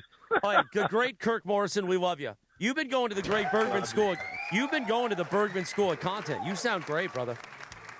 I love you. Appreciate you guys, man. All right, Kirk, take the rest of the day off, man. All right, Lakers not in the play-in, right? We good. Okay, No. Okay. Lakers did good. Hey, let me ask you something before you go. Are the Lakers What's up? better Yeah. or Listen, worse you better without tell LeBron? Steph Curry to get back in the lineup soon, okay? Are the Lakers just better or saying it. worse without LeBron? You tell us. Tell me, Kirk. Answer the question. Gosh darn it. Hey, they look good last night without Bron. I'm just saying. I'm surprised George ain't dominated with Bam Adebayo talk, but that's for another day, right? Wow. Once George called I him got no disingenuous, issues it with was Bam on, Adebayo. dude. I don't even know Bam Adebayo that well. Spo texted But I me know you last collect night those at checks from the 9 Raiders, o'clock, dog. guys. Eric Spolster texted me at 9 o'clock, and we talked all night about Bam Adebayo. I couldn't wait. Look, Laker fans. Now, let me always ask you a talk about question. When Kobe. are you going to get We're Mark talking Davis to about go get a Bam real haircut? Adebayo. Hey, Things When have gone are off you the going to take rails. Mark Davis to the barber shop? Yeah, take him to RC's. George, I got to tell you about when Clint Kubiak's press conference. He had an all-white outfit I had never seen before. Mark Davis, all-white Air Maxes, all-white jeans. I'm like, dude, like this is premier all-white outfit. He is an all-white party person. I'm taking him next time I go to an all-white party. So right. I got an outfit. Let's Mark take Davis, him to the Hamptons. Let's take him to the Fanatics party. The All great right, let's do Kirk that. Morrison. Thank you so much, Kirk. All right, man. I'm out. Have a guys. great day. Later. It is a windy Wednesday. Yeah, Brian Wendy's Windhorst walking has in. just walked in. Yeah. He will join us in just a few moments. But first, Cappy, let's talk about our friend. I hold up his beautiful picture. I got to see him yesterday, and I said, Jacob, all last week I was out riding your hog. And he loved it. He loved the bit. He brought it in. He did? His agency, which I call his ad agency, sometimes I call them scumbags. I brought it in with them. I love them. We were talking about it. And now let's talk about the great Jacob and Ronnie. Well, I feel like scumbags now for you is like a term of endearment. Exactly. It is. Right. Nobody's offended by it anymore. In fact, if you don't call me a scumbag, you don't like me. Hey, if you've driven the 5, the 10, or the 405, you've been next to those big rigs, those tractor trailers. And when a truck accident happens, oh, Cappy, it's usually not minor, man. No, it is not minor at all. The injuries can be really serious. The trucking company and their insurer, they might try and jump in immediately, and they're going to try and work on the case before you've even had a chance to catch your breath. You need to know someone who moves just as fast, Georgie. That's Jacob and Ronnie. Yeah, man. So Jacob and Ronnie and his team handle the truck accident cases, and they know where the truth lives. Driver logs, maintenance records, dash cam footage, and safety violations. So if you or someone you love was hit by a semi, don't guess on your next step. Call for a free consultation and no obligation case review. No fee unless we win. Call Jacob Cappy at 800-345-6789 or visit calljacob.com. Thank you, Sedano. Sedano. All right, Windy is here. It's a Windy Wednesday. We're going to take a 5-minute timeout. What? And then when we come back from that, we will do 15 minutes nonstop with Windy, and he'll be with us in the YouTube hour at 9 o'clock. It is a Windy Wednesday on the Sedano and Kap Morning Show on ESPN LA. This is the Sedano and Kap Morning Show. Waba Grill is an LA original, so we've got to keep it real.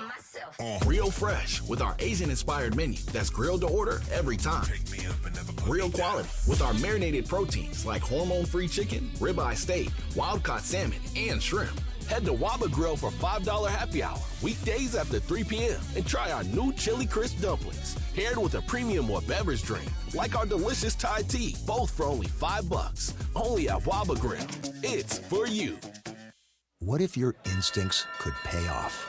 With Robinhood Prediction Markets, you could put your knowledge to work on the events that matter to you. Prediction Markets isn't just sports. It's the Fed rate decision, your favorite awards show, and so much more beyond the playing field. Trade events with Robinhood. Visit Robinhood.com/predict. That's Robinhood.com/predict. Futures and cleared swaps trading involves significant risk and is not appropriate for everyone. Event contracts are offered by Robinhood Derivatives LLC, a registered futures commission merchant and swap firm. Hey guys, it's Lindsay, and as someone who doesn't have time to overthink shopping, I love how simple my VisionWorks store in Santa Ana made it for me. The frames are organized by shape and price, and there was a great variety of frames to choose from. No matter what style you're looking for, VisionWorks has it. Scheduling my eye exam, though, that was easy with evening and weekend appointments at all locations. And here's the best part. The friendly and knowledgeable VisionWorks teammates are insurance experts, and they'll help you maximize your options whether you have insurance or not. If you want or need glasses without the hassle, VisionWorks makes it simple. I'm Boomer Esiason. My mom died from cancer. She was only 37 years old. She didn't have life insurance, and that was devastating for my family. That's why having life insurance is so important to me. Ethos makes it fast and easy. Get a quote in seconds, apply in minutes, and get same-day coverage. You can get up to $3 million in coverage with no medical exam. Get your free quote at ethos.com/play. That's ethos.com/play. Paid spokesperson. Time spent on application may vary. Online health questions required. Harry Douglas here to tell you about Confetti Craze 5-Hour Energy. It tastes just like the best birthday cake ever. Vanilla, buttery, frosting vibes. It's basically a party in a bottle. Confetti Craze makes it easy to turn any day into a party with its delicious birthday cake flavor and big birthday energy. And here's the best part. All cake, no sugar. I bring these tiny bottles everywhere to cakeify my day with tasty caffeine boosts. The Funfetti flavor is back on 5hourenergy.com or on Amazon. Crack open a Confetti Craze 5-Hour Energy shot today. Sedano and Kap Morning Show. Good morning, 8:37. On a windy Wednesday, Windy will join us in just a few moments. Let me tell you a few things here. Join ESPN LA for a Lakers watch party and live remote broadcast Monday, this upcoming Monday, March 16th, at Bar Louie in Downey. Yes, Beto Duran is allowed back in the city of Downey. He's going to go live at 5 p.m. with the Toyota Lakers countdown to tip-off. Watch with fellow fans, enjoy ice-cold Michelob Ultra, and enter for a chance to win tickets and exclusive signed gear.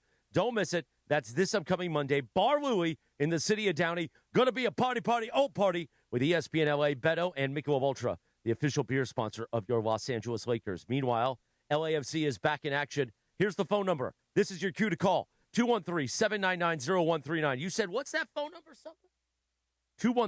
799-0139. Caller number 7 right now scores a pair of tickets to see LAFC take on St. Louis this Saturday at BMO. Hey, it's BMO Stadium. Catch the action live and support the black and gold only with ESPN LA. Visit LAFC.com/tickets for additional information and to purchase tickets. Caller number 7 right now, 213-799-0139. You win some black and gold. Brian Windhorst is here. It's a Windy Wednesday. He joins us in 2 minutes and 45 seconds from right now. Hey, Laker fans, it's time to team up with National University for an affordable, achievable bachelor's or master's degree. Choose 4 8-week courses and call timeout anytime. You need free tutoring, career counseling, and more. Plus, NU has a generous transfer credit policy and offers year-round enrollment. Best of all, our Year of You scholarship awards up to $6,000 annually toward an industry-current bachelor's or master's degree. Apply by March 31st at nu.edu. Terms and conditions apply. Hey guys, it's Sedano. If you're ready to upgrade your driving experience, you gotta go and check out what's happening at Cadillac and their incredible new lineup of state-of-the-art EVs, sedans, and SUVs. And hey, look, there's no better place to experience the luxury of Cadillac than at Cadillac of Beverly Hills. Check out Cadillac of Beverly Hills and their beautiful showroom at 8767 Wilshire Boulevard in Beverly Hills. And check them out on the web at CadillacBeverlyHills.com. Hey, Ty Pennington here, back teaming up with Pechanga Resort Casino to give away another brand new house. Imagine yourself in an amazing, fully furnished, multi-million-dollar home in beautiful Orange County. All you need to do is play your favorite slots or table games at Pechanga Resort Casino. It's that easy. Visit Pechanga every Saturday to activate your entries for a chance to win a lucky key to the May 30th grand finale. I'll see you there. John Ireland for Blue Ice, the finest potato vodka sourced from Idaho and pure Snake River Aquafire water. Find classic Blue Ice vodka or any of their unique flavors in stores or ask for it by name. Blue Ice vodka, because taste is everything.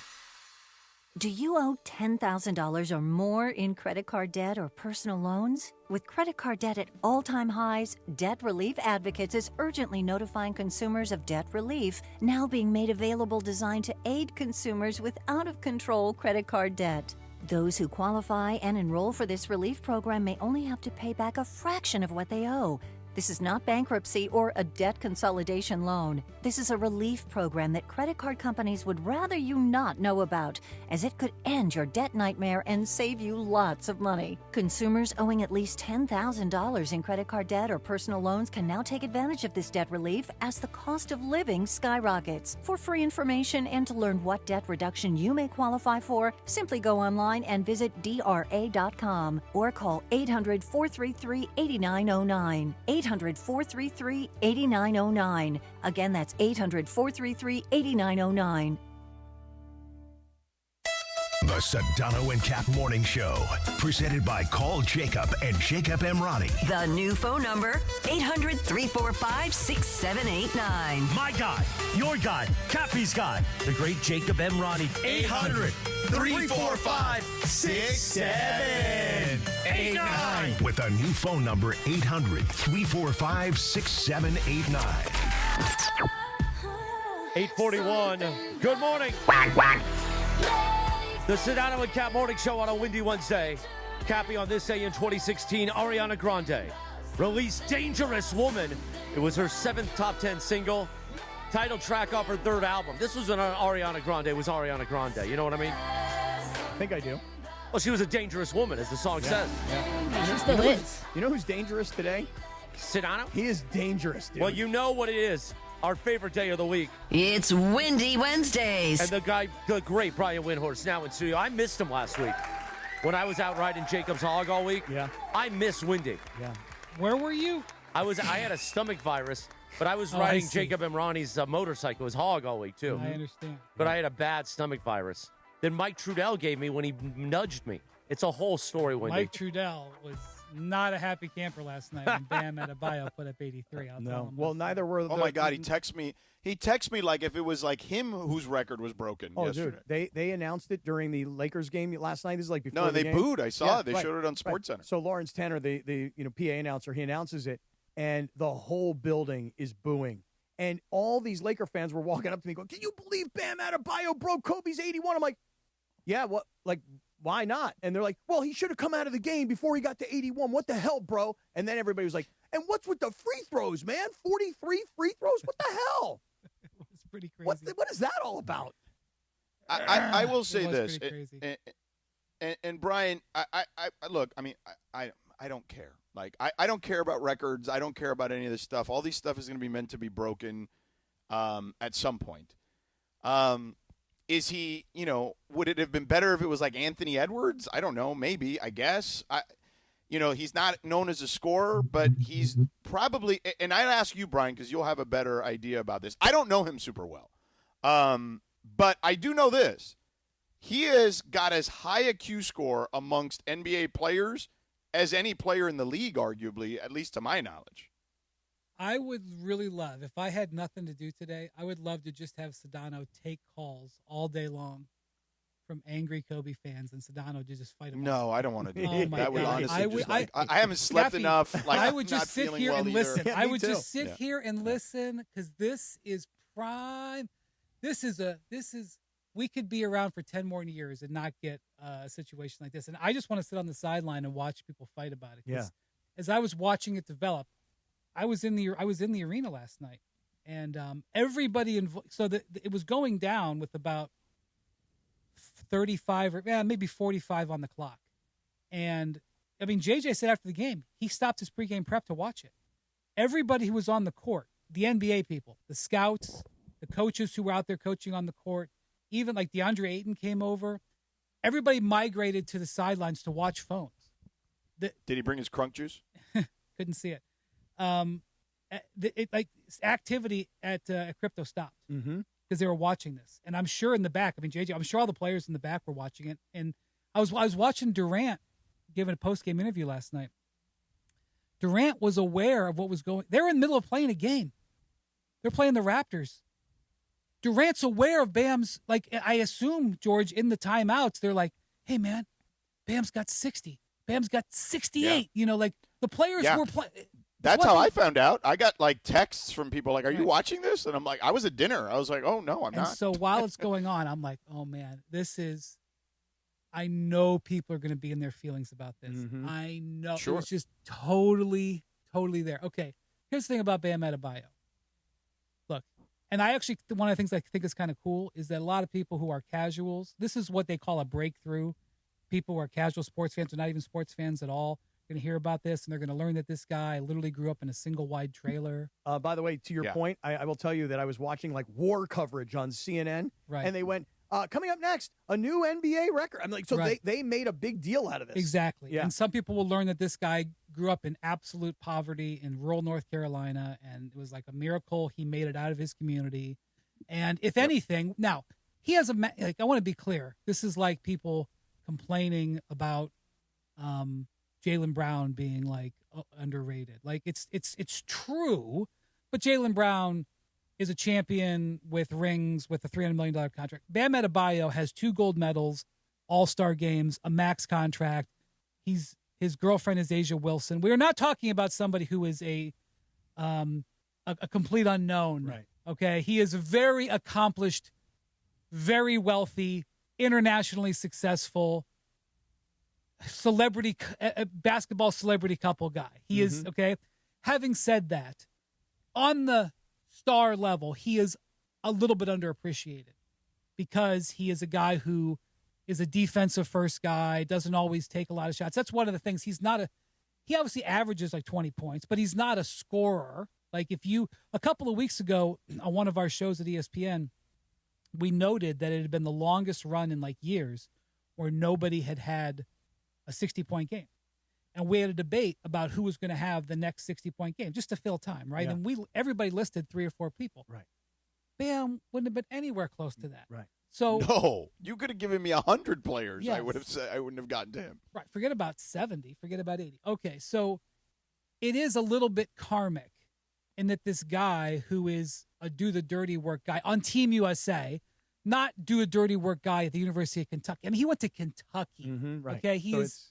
He is not John Moran from Murray State. Right. He wasn't playing last night in the Big Sky tournament, for Idaho. He was a lottery pick from Kentucky. You hear that, George? That's who won that game. College basketball. Cappy Lenardi Did you have the over? Man. I had a guy last night, our security guy, when I walked into our studios here, he's like, Bam was on my DraftKings team, and I actually lost. I was like, how is that possible? Give it up. Give up the game. Yeah. Anyway, seriously. So I actually think that it is kind of karmically cool that this guy who was underrated is now going to be sort of inflated with this. And I totally agree that the Laker fans can be annoyed. Well, totally get it. I mean, because when you look back at the stats and you compare them side by side, and you see like Kobe hit 7 threes and Bam hit 7 threes. But the big disparity in the scoring is the free throw attempts. And give Bam Adebayo some credit because he was 36 of 43 from the free throw line. But hold on. 43 free throws for one But if guy? you watch it, like I didn't watch the whole game, clearly. I only tuned in like in the fourth quarter. But there are cut-ups of every foul. He was getting fouled. And he got fouled. He was getting hacked, man. Like it wasn't like the officials had to call something. Like there was contact. Like real contact. Not like he got brushed or like he barely got touched. Like he's a center. Like he's going to the basket. The stat and he was getting, The stat that I saw that jaw dropped it with me was Nate Duncan, who's a media member based in the Bay Area. He said the 43 free throws that he got were more than the Celtics have had in a game for 10 years. Oh, come on. So, wow. look, Well, the Celtics also don't. Yeah, that's interesting because of Tatum and Brown. He's Because you think of them as perimeter guys getting to the basket, but they shoot so many damn threes. Right, they don't get to the line. He cherry picked it, but it's still a powerful point. Anyway, I watched the last 5 minutes of the game. The game got a little bit sideways when the Heat were. I'm not worried about the free throws. The Heat were fouling to extend the game to get him extra possessions, like you would do if you were behind. The Heat were fouling. Now, I will tell you, I was not around for the Wilt Chamberlain 100-point game. Clearly, there's no video that exists. But there's a point of contention of that. But isn't there a story, Brian? Yeah. Isn't there a story that said that the Philadelphia Warriors, who was his team, they were like basically not playing defense against the Knicks so they can get the ball back this is the point I was quickly making. and get it to Wilt. Wilt took 21 shots in the fourth quarter. 21. Okay? So shenanigans were taking place back then. Okay? But I totally get the Laker fans being annoyed. I get it. It's fine. It's fine. But shenanigans took place when Wilt scored 100. I don't know exactly what they were. Like, there's stories about it. I can't prove it, but I can see the stats that he took 21 shots. That's 84 for a game. Have you ever seen a guy take 84 for a game? So it's kind of as ridiculous as it would be to take 46 free throws. Same kind of idea. Yeah. So I mean, the number of free throws is just incredible to me. I mean, come on, 43 free Brian, throws. But I mean, if you watch those the cut-ups, like he's getting fouled. I know. Oh no, George, he was getting fouled. No doubt, he was getting fouled. But it was like he's just shooting everything he can just to get fouled. Like, you know what I mean? Like he just look, I'll Cappy, just I looked this up. There was a few possessions. Look who's he's on the floor with. They were missing 4 starters. Like he was literally playing with like G League guys and a rookie. But see, here's the thing. Like, yes, there were some shenanigans in the fourth quarter, but he got himself to like 73 points before the shenanigans really took hold. Okay. And there were several. Let's not forget about the first 73. You know. Right. So I will say, like, part of what was happening again. If you want to, like, the way I wrote a piece on ESPN.com, and I said basically, you have a choice today. And it's a stark choice, and you kind of you choose your fighter, you choose your camp, right? Do you want to celebrate this? Because you can celebrate it, or do you want to audit it? You want to audit it, go for it. But you're going to be over here, and the celebration people are going to be over here, and it's going to define you as a sports fan about whether you want to celebrate it or audit it. I don't have an opinion on either one, but it's going to break right down the middle. Yeah. I think that's a perfect way to describe it. Yeah. And what I would say is this. I understand the Lakers fans being the caretakers and the stewards of Kobe's legacy. Like, I totally get it. It's probably in a way that we haven't seen with any other single player. Is that fair to say, Brian? Yeah. I saw something. I don't want to interrupt your point. Go ahead. Okay. So ultimately what I would say is that, like, I actually appreciate I love that the Laker fans are disappointed. And I'm not saying that because of their disappointment. I don't think they're disappointed. I'm saying I think it's that amount of passion. Yeah, right. It's that amount of passion that they have for their team, for this particular guy. And it's different, right? They literally saw him grow up. I understand that the relationship with him and this team is unlike maybe the only thing comparable, I would say, in sports in America is probably like Derek Jeter and the Yankees. You know what I mean? It's really the only thing you can even come close to comparing. So I understand why they're upset. But I also did go back and watch that game last night, the Raptors game. And while I don't believe there were shenanigans in the way you described them, Kobe didn't let anybody else touch the ball from the 7:04 mark of the fourth quarter. So there was 43 seconds left in the game. You when point he was to the last two game. more free throws with a 19-point lead. If you want to indict Kobe, you just point to the game where he took 50 shots to get 60 points. Nobody cares he took 50 shots. Everybody was just enjoying the moment. Exactly. Do you choose to enjoy the moment, or do you choose to say, well, Kobe took 50 shots? Nobody chooses to take 50. They just care about that he scored 60. So Absolutely I say join the celebration. That's my Columbo brother, the one and only Brian Windhorst. We're just going to take a quick time out. More windy. Don't go anywhere. It's 8:54 in the morning on the Sedano and Kap Morning Show. Cappy and Sedano, let's talk about our friends at Prize Picks. Okay, let's do it. George? Well, listen, if you had Bam Adebayo in your Prize Picks and, hopefully you won, because, God, if you had Bam Adebayo in your Prize Picks and still lost, yeah. Whew, what if that's a rough night. What if his more or less number was 75? Chances are that wasn't the case. No, it was not I the think case. it was 30-something. Really? Or something like that, based on who was in the lineup. But anyway, Prize Picks is the place to be if you want sports action in the state of California. Download the Prize Picks app. Use the promo code CAPPY, K-A-P-P-Y. Your first $5 lineup gets you a $50 lineup bonus. It's very simple to play Prize Picks. It's more, it's less. There's a stat projection for every player imaginable and every sport imaginable. You can bundle a couple together, even in different sports, and you can win cold, hard cash. Want to remind everybody to make sure you're downloading this Prize Picks app using our code CAPPY, K-A-P-P-Y. Let's all play together and let's all win together. George, last night I had Cooper Flagg on the Taco Tuesday discount for more than 14.5 points, but he only had 14. I also had Jason Tatum. I tried to play a different way last night. I had Jason Tatum for more than half of an assist in the first 3 minutes of the game.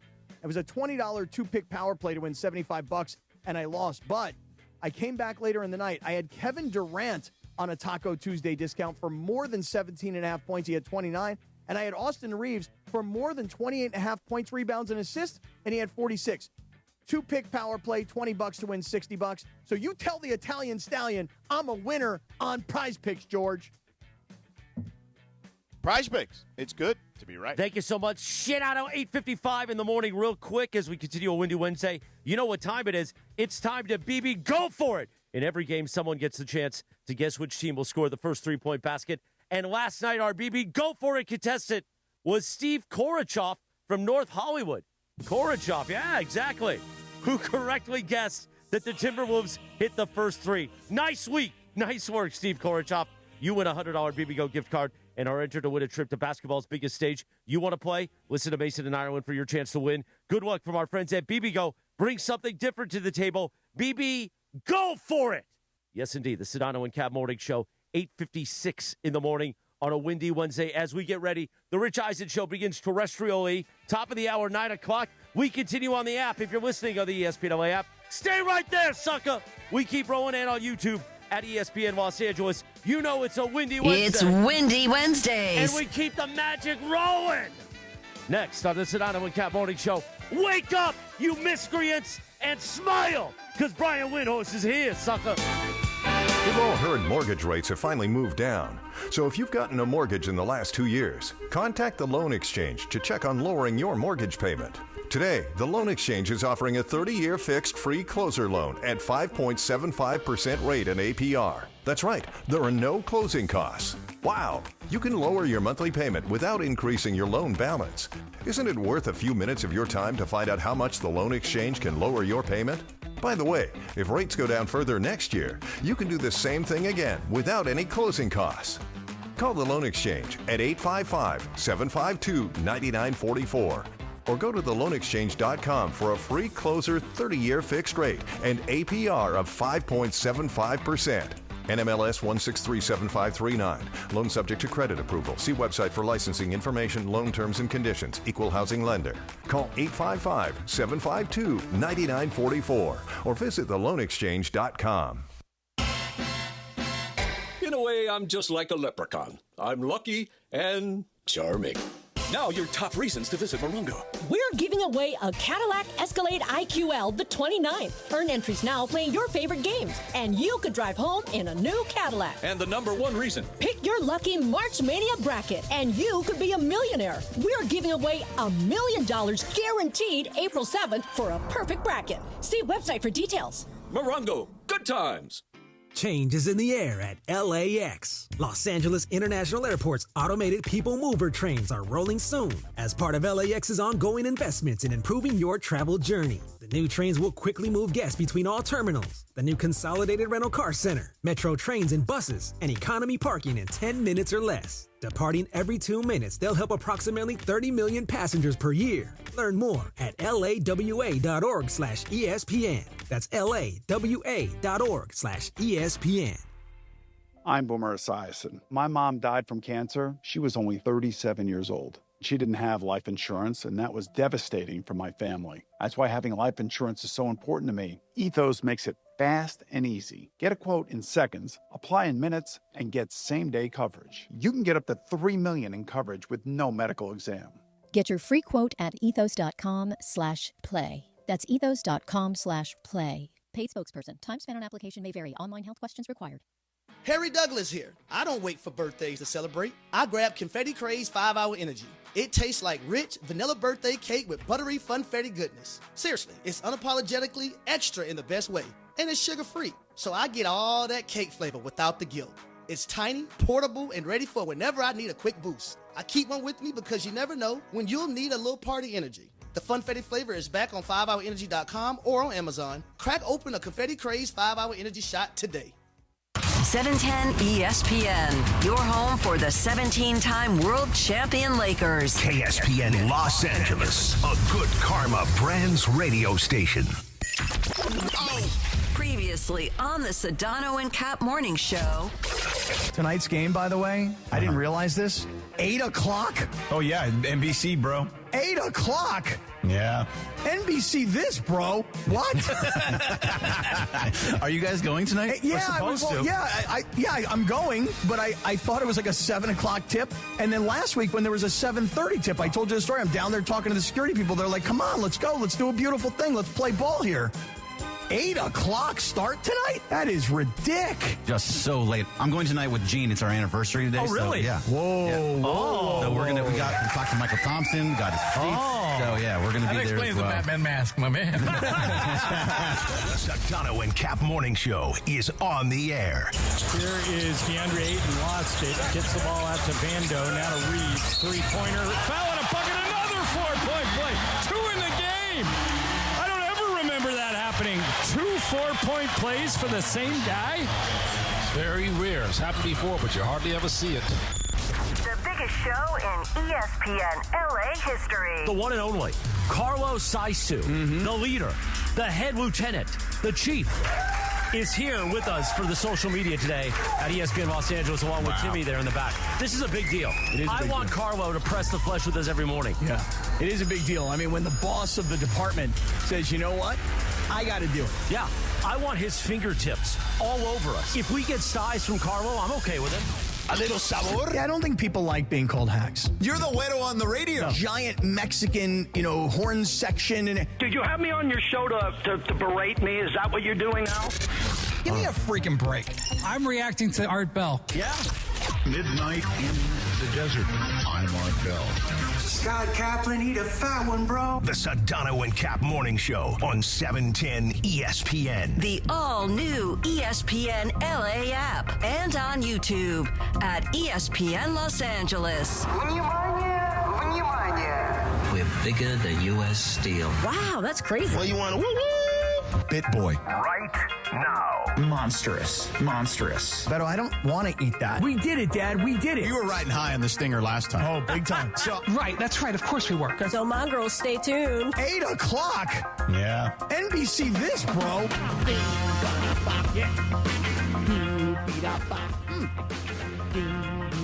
You ready, Cappy? 9:02 and 40 seconds on a windy Wednesday. Am I ready? Am I ready?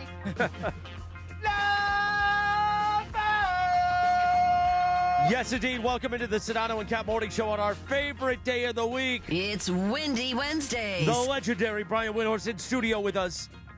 And we gather around on the radio every day or in the final hour on YouTube and on the app to do a magical thing. We make a beautiful thing because we are that good. And a man who is also that good is Brian Windhorst. When he makes magic on television or when he... No, I'm not. I just love you because you're my Columbo brother. Another man who thinks he is that good because he is that good is George Sedano. And even though he's been dealing with sickness, he said, you know what, I haven't slept all morning. But I'm not going to let Cappy ruin the show if he does solo today. I'm going to appear, even though I'm vomiting in the trash can next to me. Not like last week when I was out riding Jacob's hog. He said, no, I'm going to do the show. And that's why George Sedano is going to give us even more bonus time. He said, no, I'm going to end at 9 o'clock. No, he's back here. Good morning, Sedano. Good morning. I'll go to my production meeting, which was moved from 2:30 to 12:30, apparently, according to my calendar just now. All right. I mean, I got to tell you, We'll for do a that. guy who says he was up all night puking, because remember, our last text last night was almost midnight, you and me. And I'm thinking to myself, why is this that's when kid- I went to bed. I'm like, why is this kid still awake at 3 a.m. on the East Coast? Now, I knew why I was awake because the Laker game started at 8. Well, it wasn't that late. It was pretty late. Pretty late. I don't think it was that late. How late do you think I was it was? definitely asleep by then. All I know is this: for a guy who let's says he was up double-check. all We night could just go puking, look. you look pretty solid today. You don't look bad. Not too bad. I don't feel that great. You don't, huh? You were texting about the big sky. At, That's right. Let's see, what time was that? 2:12 a.m. Yeah. And then I told you jumped the shark, Yeah. and that was the last text. Who won Gonzaga Santa Clara? Gonzaga. Oh, not surprised. You're gonna jump in and not let Cappy Lenardi? Oh, sorry, the Lenardi. College basketball Cappy expert Nardi. around here. You know, Who won, Cappy? These guys a few weeks ago. These guys like, you haven't watched a college basketball game all season long. So now I pound. Now them. he's watching every one I of them pound just to daily. stick it to us. Wasn't it the other night when we were a lazy dog and Mark Few, like a post-game thing, and I'm like, Mark Few is still around? Yeah, he's still around. Oh, my God. This guy won't go away. Mark Few and I bonded during Team USA. Really? Yes. Well, I apologize then for ripping No, Mark I Few. don't care. You can say whatever you want. All right. We bonded on the 12-hour flight between Abu Dhabi and Manila a few years ago with Team USA. Nice. Love Mark Few. Yeah. I'm pounding He's a these good guys coach. all day long with college basketball. Yesterday, I know nothing about it. Yesterday, I hit him up. I was watching the ACC tournament, and my Pitt Pitt Panthers beat Stanford on a buzzer beater. beat Yeah. Stanford. I mean, a team that barely got into the ACC tournament just fought their way and grinded their way to a win over Stanford. Stanford, who was on like the Lenardi kind of like last 4 teams in kind of thing, out, you know? So No, a friend of mine's son, I'm not going to say who because he's an NBA executive, but a friend of mine's son plays for Stanford. Oh, yeah? He was there Okay. scouting. You shouldn't have told Cappy that because now he's going to try and figure out who it is. He's I going to get go it. through the yeah. roster no and problem. ask All I gotta every do guy. All I got to do is just no. I don't have to ask. I'll just go through. I'll find the last name, I know. and then I'll ask Claude. I'll say, hey, Claude. Here's the Stanford, roster. One of these guys' dad is an NBA executive. Who is it? And Claude will have the answer for me in 30 seconds. It might work. We'll see. Yep. You know, I'm going to do that. It was a tough one. Yeah, it was great. A tough one. It's But a I'm long way to go to get knocked out in the first round. Right, it sure is. I know. Could you imagine? It's like they're on the Sedano. Sedano knows all about going to the East Coast. He does it about 14 times in the fall. And he is like the Stanford of moly. ESPN. He is an ACC expert, and he That's what I'm knows you, saying. bro. He knows you. That is absolutely true. Well, and I've also been on the East Coast more in this NBA season than I have in like probably the last 5 combined. Yeah. So there's that.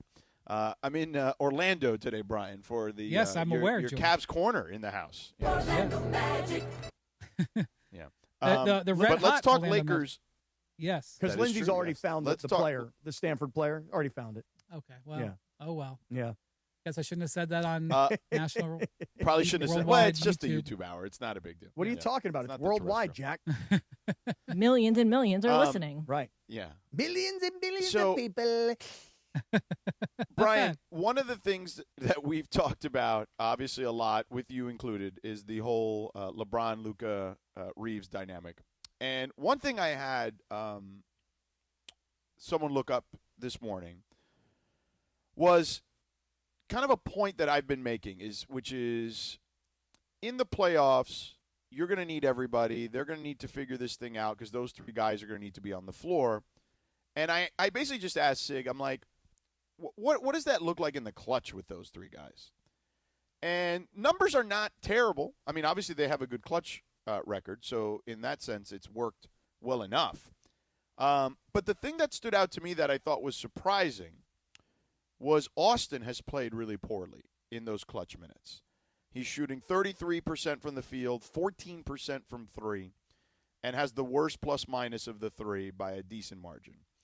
And what got me thinking about was, while Austin has had a few good games in the playoffs, in very limited sample sizes, he's not necessarily been a good playoff performer, is what I would call him overall. So I feel like there's, for as much focus as there is on LeBron, I'm kind of interested to see what Austin Reeves looks like come postseason, and can he make amends for the issues in the clutch and the issues he's had in previous postseasons. The I'm him, Austin Reeves. I'm him. That was a playoff game, wasn't it? I'm trying to remember. Who anybody remember who they were playing? Memphis. Was it Memphis? Was it Memphis? Yeah. Anyway, so I will say this. Since I brought those numbers in 2 weeks ago, the three of them have gotten a little bit better together. Still, Luca and Reeves are the best. And it's a dangerous conversation to have because it's a nuanced conversation. And when you're talking about star players, when you get into nuanced conversations, oh boy, things get hairy very fast because they say, you get people back up into corners with their guys. It's not saying that LeBron isn't still a very good player. It's saying that really the extra athlete / defender that they put on the court, combined with the raised usage rate for Reeves, because what happens typically, if you have three alpha dogs out there, somebody's going to be third. I don't care if you got three alpha dogs or three. I don't care if you got Jordan, LeBron, Larry Bird. Someone's going to be third, and it's usually Reeves. One of them just has to sacrifice, and the sacrifice, every sacrifice that Reeves makes offensively hurts you because he doesn't make up for it defensively. So that's just reality. So it's a nuanced conversation. But I do agree, George, like in high leverage moments where you're in you're in a situation where the other team knows your play and you need to generate a good shot, 2 times in a minute, it can work. I'm not saying you retire it. I'm just saying that the data says that it just makes like, by the way, it's not like Rui Hachimura is going to be all defense. But when you put Rui into that lineup with Marcus Smart and you have another athlete and another guy who can defend at a higher level, plus Austin's offense is able to flourish more, just that tipping point makes a difference. And the other thing that, when you dig into the lineup data, again, I'm not saying in a playoff series it would necessarily matter, but when you dig into the lineup data, the Luca LeBron lineups, where it's just Luca and LeBron, they're not great offensively. You would think, well, okay, you're going to have some rough moments defensively, but you're going to kill at the other end. The Luca LeBron lineups don't kill offensively. They're like average or even slightly below average. So again, the data is screaming Luca and Reeves. It's screaming it. Now, by the way, I wanted to say real quick, the data may scream it, but the eyes see it, meaning that I can see the chemistry that Luca and Austin have together. I can see the way they have fun playing together.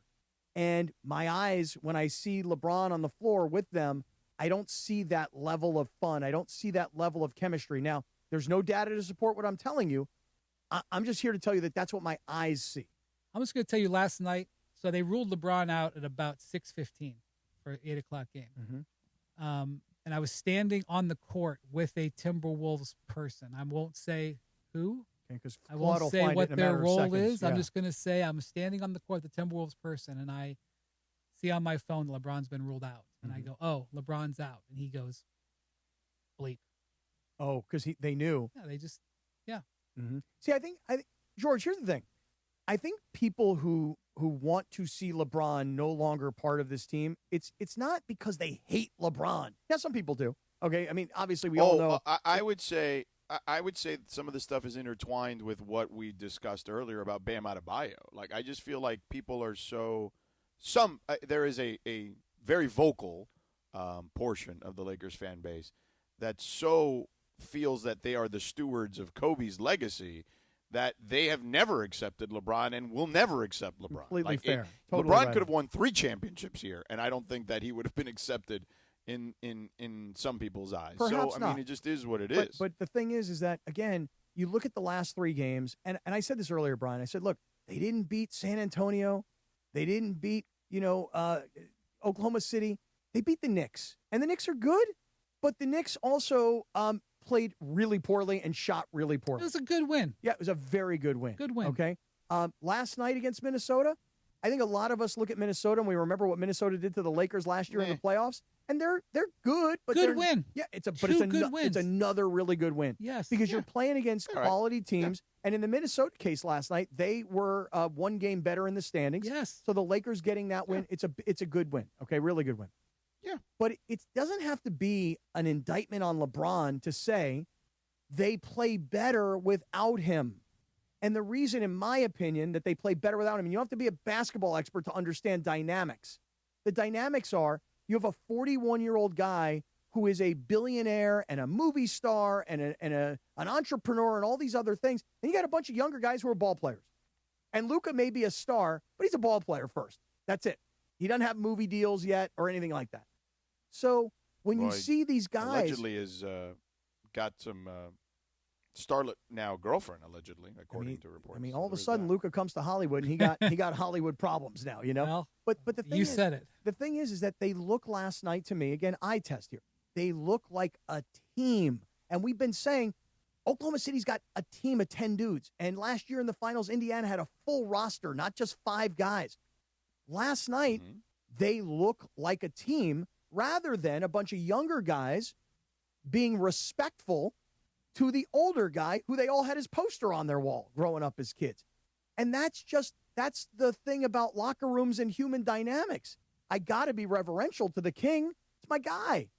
But right now, Cappy, I got to be honest. Sure. Look, I was, when Brian came on the other day, I feel like him and Luca specifically are not very compatible. However, I don't feel like they're always being reverential towards him. Like, I saw Austin Reeves the other day. LeBron's got his hands out, and Austin Reeves tell him, no, other side of the floor. And LeBron had to run to the other side of the floor. Brian Windhorst, you've been around this man a long time. That is not the behavior that normally happens around him, and him doing that willingly, right? Like, these are little nuances, speaking of nuanced conversations, that you got to observe if you're a ball knower, Cappy. Okay. So what I'm saying is I need you to put your ball knower glasses on when you're watching these games. There's more stuff to this than just what you're giving me. Not that what you're giving me is not good, but I need you to go that extra step now. Well, I just put on my ball knower glasses, George. I got them at VisionWorks. These are the Ferragamo VisionWorks. frames right I hope, here. That sounds expensive. They are. They are pretty nice looking glasses. No, they right? they were freebies for him. Well, they were for me. You know, I'm the suggested spokesperson retail value. Yes, for VisionWorks. But the nice part about it is that when I'm up in the ESPN LA suite, now I can see further down, and I can see these little nuances in the game. Okay? For me, all I'm saying is this, is that there is a dynamic to this team that when there is no LeBron, to me, Luca and Austin both scored 31 points last night. Now, instead of Austin having to take that back seat and be that guy who sacrifices his scoring, he can amp it up. I mean, he had a great second half last night. He was amazing. So, look, I would say this, and this is my whole point about LeBron. It's not about purely saying, get him off the team, get him out of here. Isn't there a way for JJ to massage the lineup to understand we get your greatness and we understand what you've meant to this organization, but we also understand the direction that we're headed in, and you're still on the team and we still want to take advantage of your skill set. Here's the best way to do it. And like I said, they've been getting better. Like the data shows that, like, for example, that trio recently turned positive on plus minus. Like, 2 weeks ago was pretty significantly negative. They've played better. And just in general, the Lakers have defended. Like, it was very hard for me to have a real conversation about the Lakers doing anything 6 weeks ago when they were 27th in defense. I'm like, how can I possibly construct some scenario when they can't stop a cold? Okay? And so, but that hasn't been the case. Their defense, look, it is still going to be problematic certain nights. There's still going to be matchups where they're going to struggle, but JJ's working with different lineups. He's, I was talking to a scout this morning. I was up early and he was leaving to go fly somewhere else. He went these last 2 games here. He goes, listen, Luca's working on D. I don't know if, he's not shutting anybody down, but he's working. JJ's got him working. I don't know whether that'll be the case in game 4 of a playoff series. I don't know if that'll be the case in the fourth quarter when he's had to work so hard on offense through a playoff game. He's like, JJ has Luca working harder on defense. JJ's mixing in zone. He's trying, he's doing different things. He's working hard. I think he's limited because his roster is what it is. He doesn't have great defensive wings that he can say, go out there, boys, and sick them. But JJ is doing a good job. He really is. Like, if you talk to the scouts, they will say, if you look at the way the Lakers operated in November and you look at the way they're operating in March, you can see absolute growth. You can see improvement. That's a comment to the head coach. That doesn't mean that every game he's hitting grand slams. He's doing well. And the pathway for the Lakers to do something to make this spring memorable for the Laker fans, the pathway is to get that 3 seed. If you get the 3 seed, I have no idea who's going to be in 6, and we will not know till the last day of the season. So you're not going to be able to cherry pick your opponent.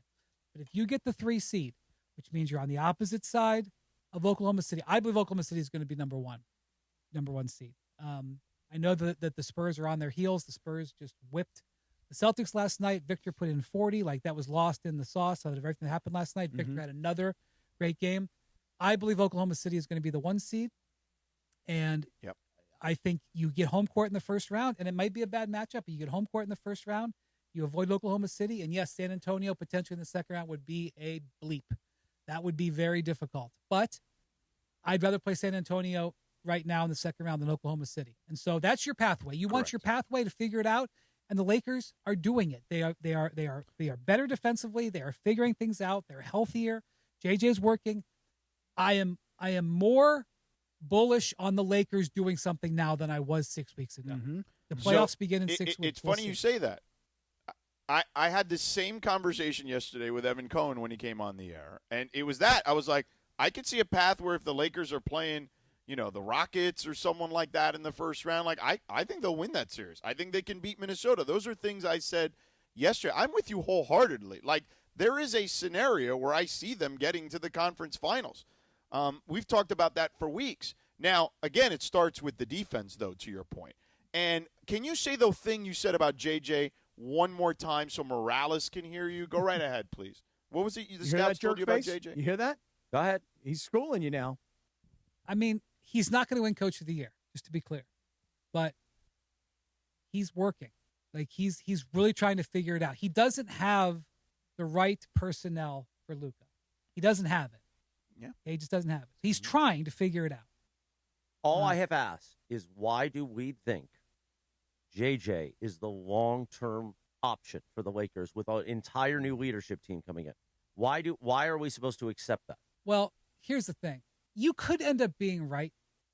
Did you hear that, Sedano? You could end up being right. Here's the thing. I don't think you can judge the entire Luca project until they get Luca players in here.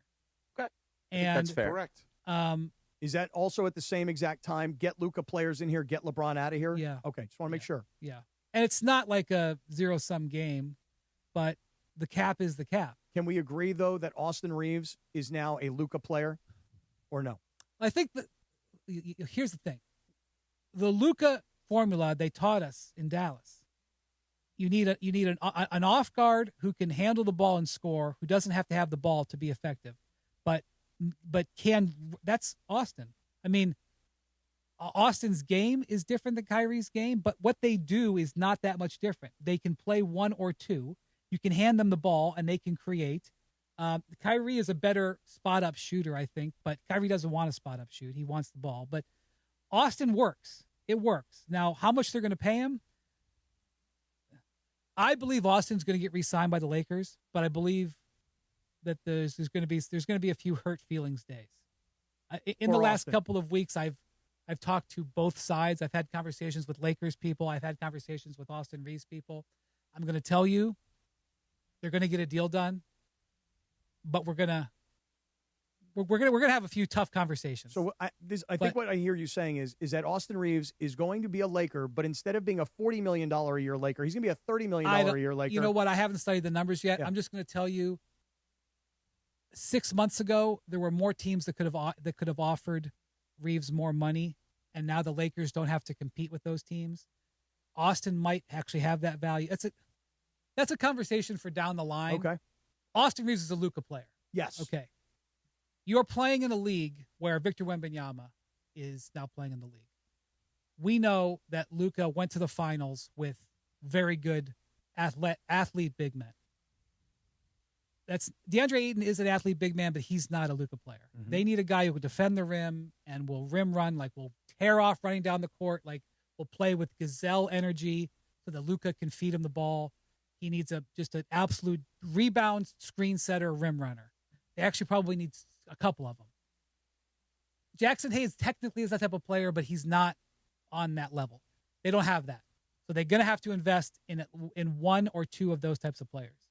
Considering Jackson Hayes is now Slovenian, I think he's probably going to stick around. But okay, you don't want him starting again. That's right, he okay? is. He does have a Slovenian passport now. By the way, yes.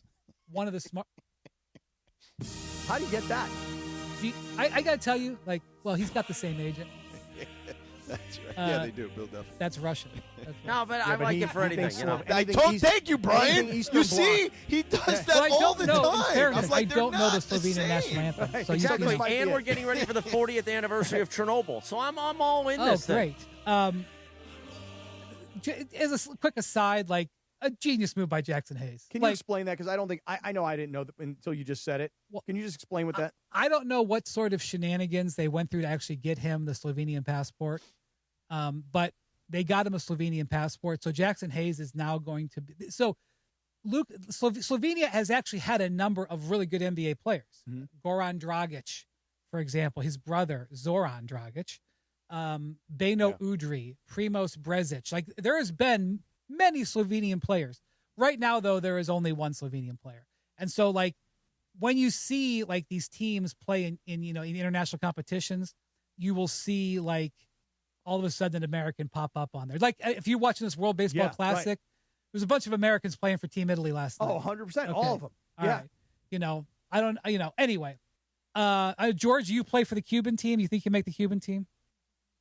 Oh, he left. No, he's over here. Political reasons, I would not play for the Cuban team like Randy Arozarena, but I could if I'm sure if they would better allow example me, would be I would play for Team Israel. Okay. Yes. Brad my Osmus, God. My friend Brad Osmus, who's the manager, his great grandmother was a 0.5% Jewish. He's the manager. My friend Mark Loretta is the third base coach. His wife is Jewish. Right. Okay. So I would play for Team Israel because I can't play for Team USA. Okay. So are you saying that Jackson Hayes is eventually going to play for Team Slovenia? Absolutely, it's happening.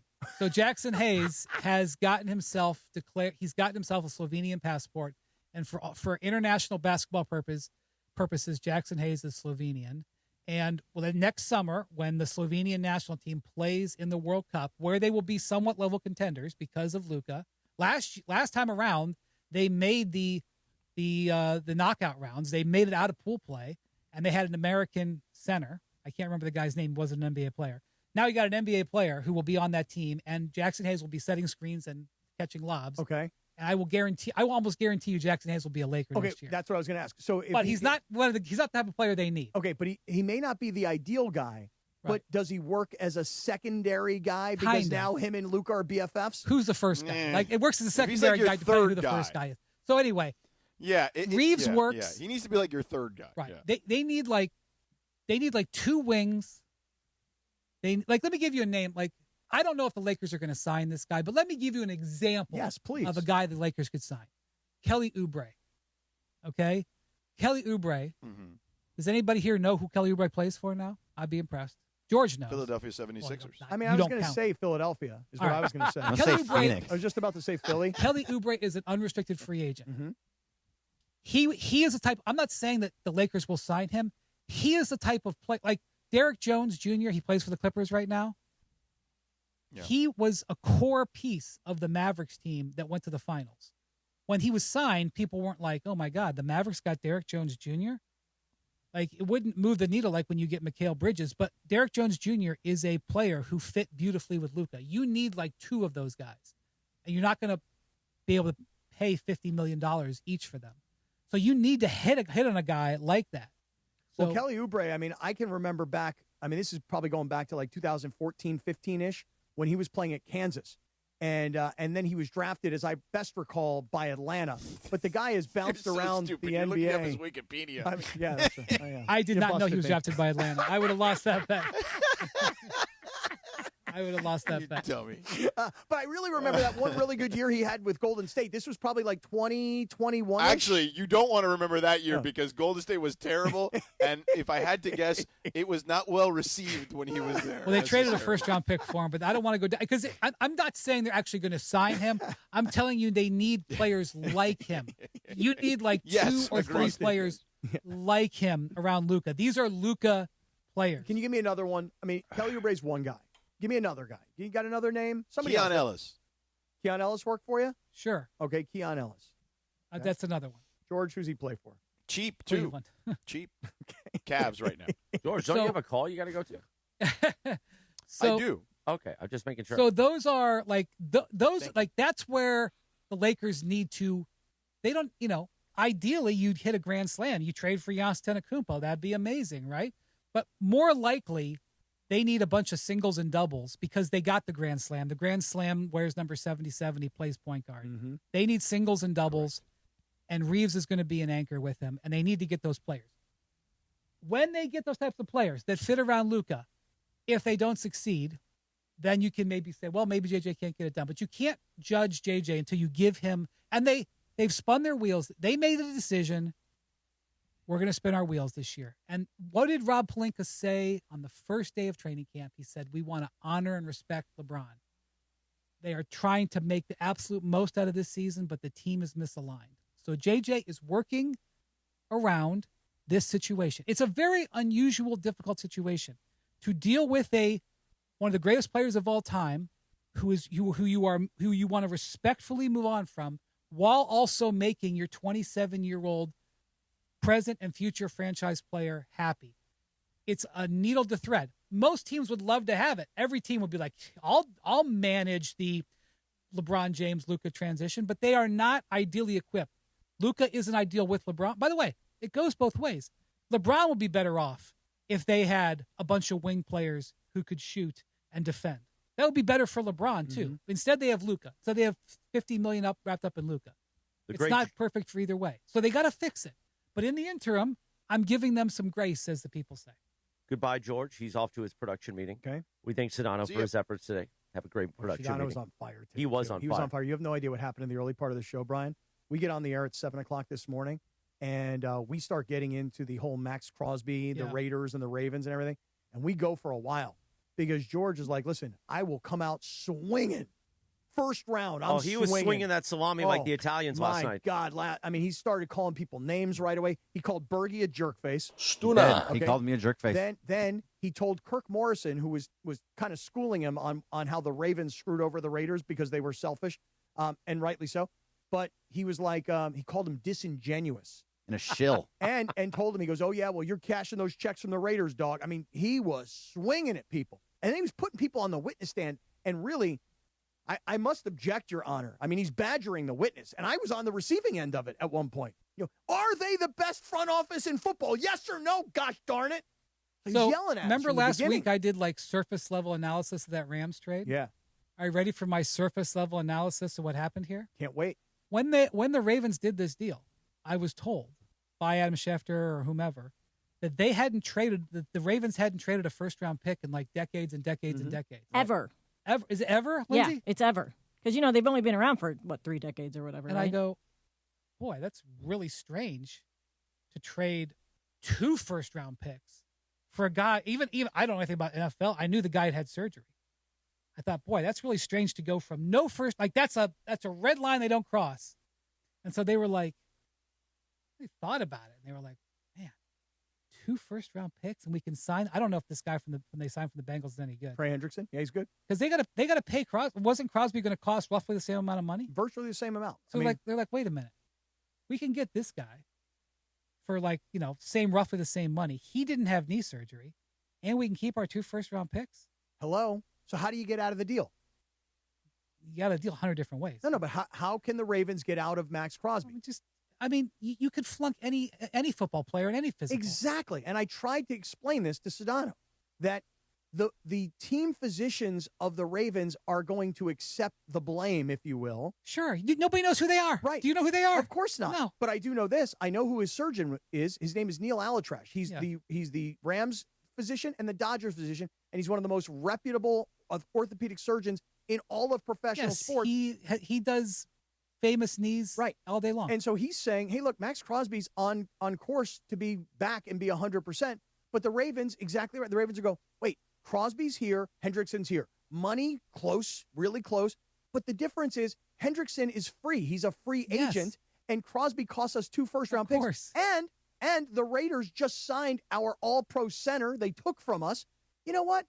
We don't love this deal anymore because Hendrickson is the same player virtually, maybe a little bit less money and another year, so a 4-year deal versus Crosby, who had 3 years remaining on his contract.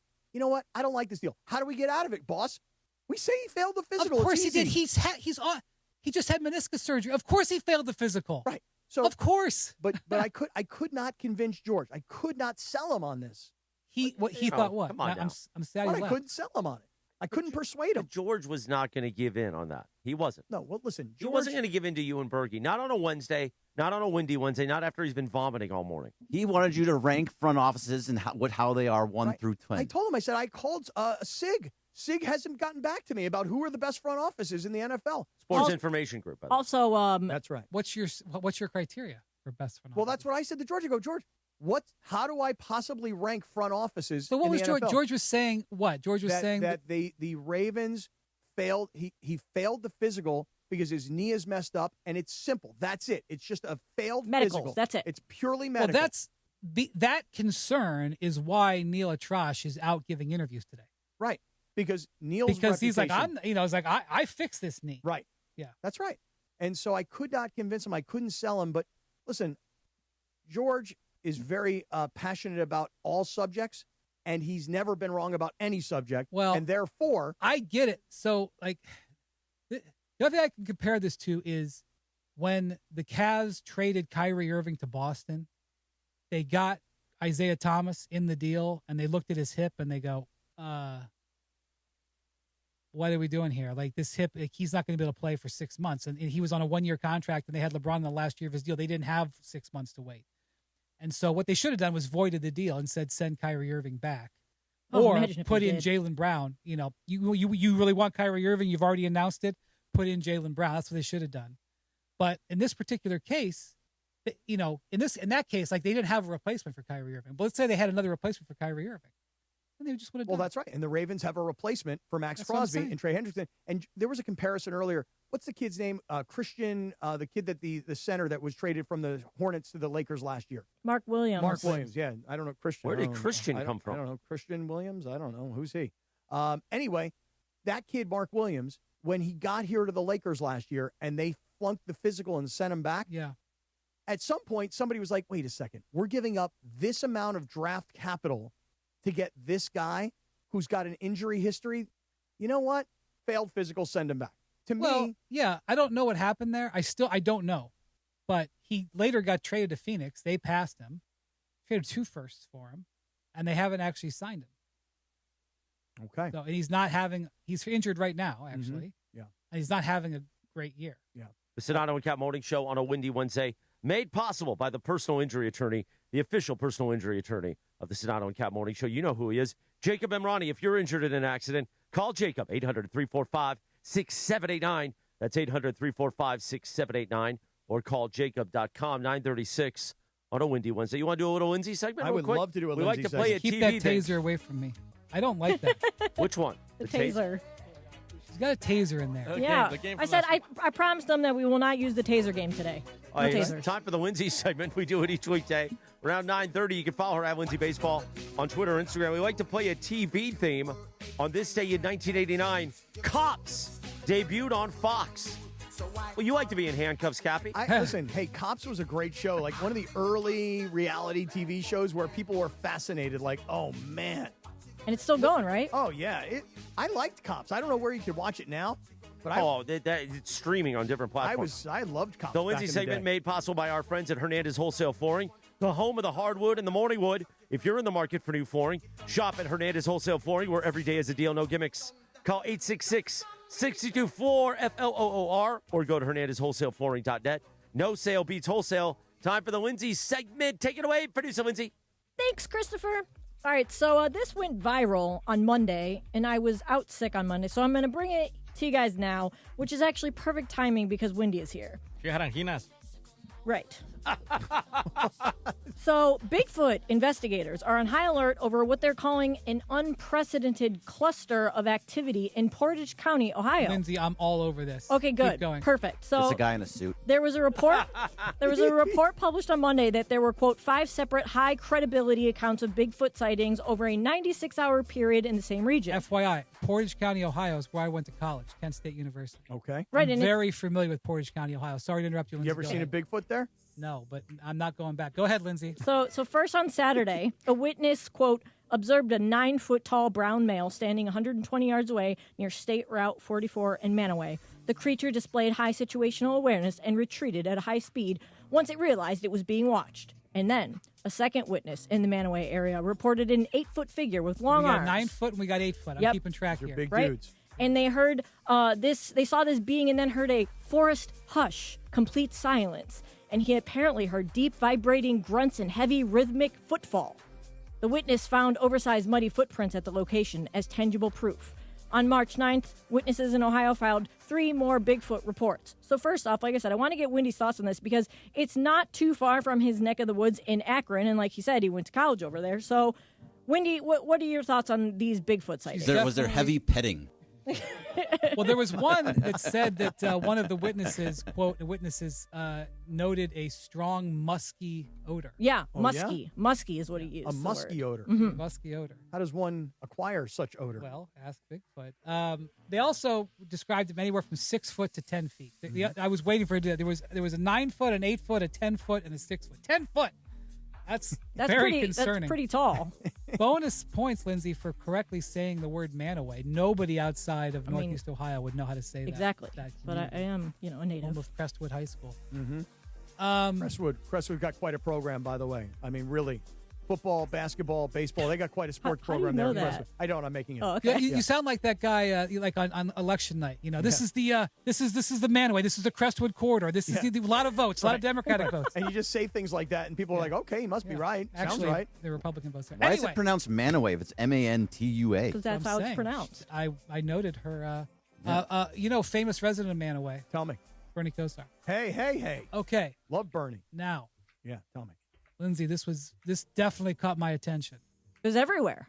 Yes, definitely caught my attention. I mean, something's going on. I don't you know. Believe? I don't think it's real, but there's something going on. Okay. Now, are you offended by the use of Bigfoot, or do you prefer the technological, medical name, the real terminology, Sasquatch? Well, I feel like Sasquatch is more specific to a type of creature, whereas Bigfoot is like all-encompassing type. Oh, really? Like it could be the 6-foot version or the 10-foot version, whereas a Sasquatch is like a very specific, like Harry and the Hendersons. Oh, I thought Sasquatch. That was a great show. I loved Harry I and the knew Hendersons. Morales would know Harry and the Hendersons. Oh, yeah. Great It show. was so good. Yes. I thought a Sasquatch and a Bigfoot were the same thing, only the Bigfoot was more of the slang term for a Sasquatch. Well, I mean, like a Bigfoot is a Sasquatch, but a Sasquatch is not necessarily a Bigfoot. That I did not know. I'm lost. That I I'm did lost not on know. that. Where's the abominable snowman in all this? All I'm saying is He's this. a Bigfoot. Okay. Kent State, Oh. my alma mater, is in Portage County. They begin the MAC tournament tomorrow. Okay. Mid-American Conference tournament. Right. And are they going to knock off Miami of Ohio And at some point? Probably not. They're 23-8, but Okay. they were 0-3 against Akron and and Miami this year. Well, Miami, they're the undefeated. 3 seed. Mhm. Miami's 1, Akron's 2. Those Zips.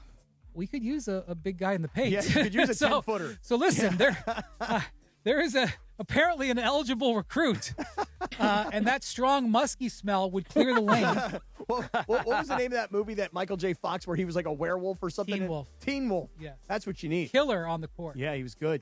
Do you guys So- believe in the Bigfoot? In a Bigfoot, Sasquatch? Is this a thing or no? I don't believe in it, but there's something going on here. Something's going on. Okay. Yeah, I'm down on Sasquatches. No? No, I don't buy it. What? Yeah, I don't buy it. See, now, not to bring it back to Cleveland, but one Aaron Goldhammer mentioned on the Really Big Show the other day. That's that, on ESPN Cleveland. On Thank ESPN you. Cleveland. 'Cause I didn't know He's who he played for. he's Riz's co-host on the Really Yes. Big Show. Yes. That, I mean, there's a lot of land out there that has been unexplored, just like there's a lot of ocean that has been unexplored. And to think that we have, we know every single creature out there, I feel like that's just ignorant. And so maybe Bigfoot is real, and it's just something, How many times in the last how long? just is a it- species we haven't discovered yet. Technically, They said it. How many times has it been cited recently? Well, I know that they're up to like 6 or 7. Okay. So the entire time, it's never been cited. Only like little times every Well, once he in a moves while. around. And now all of a sudden, six in one moves space. around. There's only one guy. He moves around. Yeah, and there's only one guy guy in a suit. I don't know. One guy in a suit. All I know is that like there's something fishy going on, like Wendy said. Well, there probably is something fishy, like some weirdo who got himself one of those Harry and the Henderson suits and needs just a walking shower. around. Yeah, Would be desperately amazing. needs a Did you shower. see the movie Deliverance? You go in those backwoods, man. You don't know what's about to You know happen. what's going to happen out there, do you? You don't. Yeah, exactly. Would he be a Luca type player? Bigfoot? Bigfoot? Yeah. Or DeAndre Ayton. Is he a heavy left hand? I think he's got a heavy left hand. Bigfoot, heavy left hand. All I know is I went camping out in that area one time, and I don't think I would go back there again. Oh, really? Because you're now afraid that Bigfoot's out there. No, coming it was for just kind of scary, like without When the you went Bigfoot. camping, did you hear a forest hush? I'm going to be honest with you. When I read that sentence, it undercut it a little bit. Like there was a forest hush. I was like, that sounds Okay, that's a little much. But the rest of it's all credible. Mm-hmm. Of course. All right, so next one. Meta was recently granted a patent that would use AI to train a bot to keep post-mortem accounts active. Very Okay. creepy. So Okay. basically, the bot would essentially be a digital clone of your social media presence, and it would continue to respond to other people's content by liking and commenting or even responding to DMs after you were dead. What if the bot was communicating with another bot? Oh, that's a good question. I haven't dead thought of bots. that part. But I was going to ask if you guys could set your like Instagram or Facebook, because I know Cappy loves Facebook, to keep posting and like keep active like this after you die. Would you do it?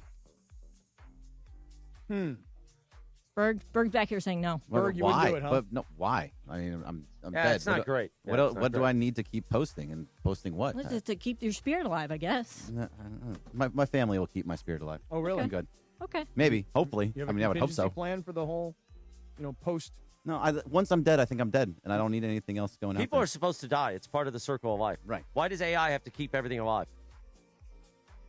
Oh, you get a joke right there. I'm surprised I you didn't did. I take it. didn't. I let it go. I let it go. Why? I wish let it Columbo go. was Why still would you around. do that?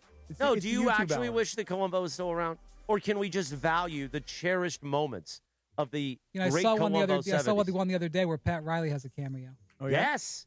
Yes, that's a great one. What was that one about with Pat Riley? It was about the football team that played in the Coliseum. I can't remember what the name of the team was, but the guy also owned a basketball team. Yeah. He was the murderer. We also owned a basketball Robert team. Culp is the villain in that one. Yeah. Yeah. It's 45 years old, but yeah, spoiler. Now, let me ask you this. Let me ask you this question. You ready? If I told you that you could feed Columbo's entire series to AI and said to AI, now listen, update Columbo, like add on.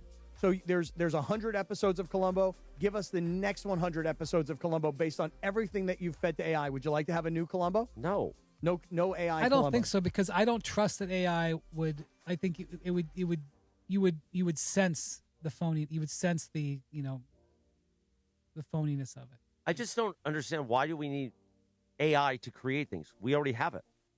Like, I understand the value of AI. I use it every day. While I was sick, riding the hog all last week, I was constantly feeding AI my information of all the meds I'm on for the heart failure, along with my blood pressure, my bowels, all that thing. When I was texting Did you poop in a box? I didn't poop in a box yet. That's next week. Okay.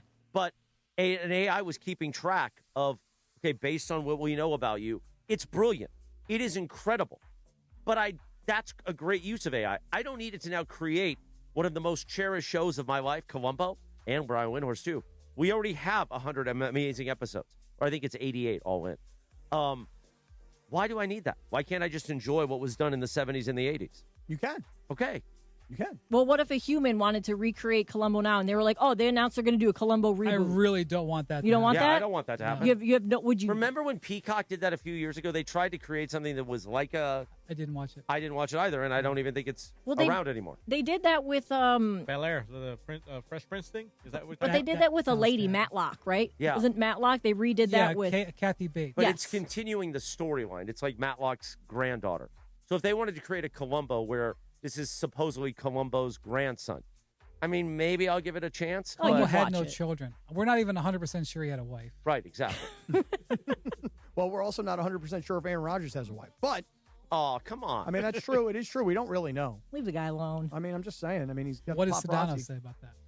Sedano would He doesn't probably- like to talk about it. Sedano would probably say something like, "I don't want to talk about his personal life." You know. Oh, and when it comes to Aaron Rodgers, he don't want to talk about anything. But I'm a little impressed though that Sedano did bring up the what's going on in Luca's life. And to be honest with you, I'm barely following it. But I did see yesterday all these TMZ reports about what's going on with Luca. And it kind of reminded me of when Luca went back to Slovenia for the birth of his child. I was like, why didn't he bring the mom here? And why didn't he have the baby here? And everybody's like, how dare you even ask such a question? I'm like, I'm just asking. I'm a nosy guy. What can I tell you? Well, he talked on the record about it to Dave McMenamin, so it's on the record now. What I suspect happened there, so two things happened this week. One, there was in Slovenia, it came out, and things are slower to go viral when they're not in English, obviously. But in Slovenia, it came out that the police had been called out to his house. Yeah. That came out in a Slovenian newspaper a couple of days ago. And then this petition, which I don't understand the dynamics of the law, nor am I trying to, but this petition was caught by TMZ yesterday. So Luca, I think in an attempt to get ahead, it may have come out on blogs or whatever, but I don't think the Slovenian police thing had come out like in the mainstream media. So he got out in front of that with the interview. And I think it was good public relations. And I'm sure he wasn't exactly thrilled to have to go give an interview about this, but I think he was trying to manage the message, and hopefully it won't become a thing. I mean, obviously he's dealing with something off the court, but hopefully it won't become a distraction on the court. So I was watching him last night thinking of like, oh man, this guy, he got to play his game, because if he doesn't play his game, if he has a bad game tomorrow morning, meaning right now, who knows what people might be saying about Luca and where his head's at. Right. Yeah, but if his head's not there, though, it's like warranted, right? Like that's a tough thing to go through for anyone. Yeah, here's the thing about that, Lindsay. This is what I always say when people say, well, so and so has a reputation of going out to clubs. Well, here's the thing. I don't track these guys' social life. So how do I know the guy didn't, I don't mean Luca, but any player, how do I know that, like J.R. Smith was a guy who was known for going out at midnight? How do I know J.R. didn't have a 35-point game when he went out? I'm not there every night. If there's a Sunday where J.R. played poorly, people are like, oh, he's out at the club last night. Well, what about, how do I know that last Saturday when he scored 36, he wasn't? I mean, so I judge a player with what he does between the four lines, and obviously if you see a player like out of condition or whatever, you can do stuff like that. But when it comes to that stuff, they're ultimately responsible for how they play inside the four lines. If they want to discuss it, then that's up to them. But you're judged on how you do inside the four lines. That's what right. I've always done. You tell him. You a big Chernobyl guy? Because No. I'm a big. You and I share a lot of common interests, and I thought You like it? I'm obsessed with Chernobyl. Isn't there like I've all these watched- new documentaries? Oh, now there's like coming 3 out? on HBO alone. Yeah, the HBO series. There was a docuseries that came out in 2018 was amazing. Then CNN was supposed to release a whole thing, but because of all the war coverage, it's been put off, and I can't find it streaming anywhere. And every day I'm searching YouTube for new Chernobyl content. Mm-hmm. I don't know why I'm obsessed with Why'd it. you get so? I was only like 3 years old when Right. it happened. And also there was a disaster, maybe not to the same extent, but in Pennsylvania. Yeah, there's a 3 Netflix Mile document, Island. 3 Yeah, Mile Island. Yeah. Because it wasn't, because of Russia and the Soviet Union at the time. And many people believe that is what collapsed. That was like the last thing, Chernobyl, to happen.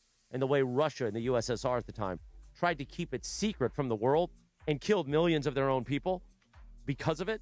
It's just a fascinating time in history. You obviously cannot visit it now because unfortunately it's in a war zone. Yes. But you can before that, it was possible to visit. Yeah. You had to get in like a nuclear suit. and Basically, whatever. yes. Would you have visited it? No, because the videos that I've seen of people that have gone back, it looks so eerie and haunting because the city basically, everybody left because it was nuclear. And nobody ever went back. And they so people built left. a concrete dome Exactly. over the top of it. Basically a tomb over Yeah. the reactor. And they're going to have to keep doing that every 100 years to make sure that the reaction doesn't keep going. It's just fascinating to me. That's all. I don't know why I'm obsessed with it.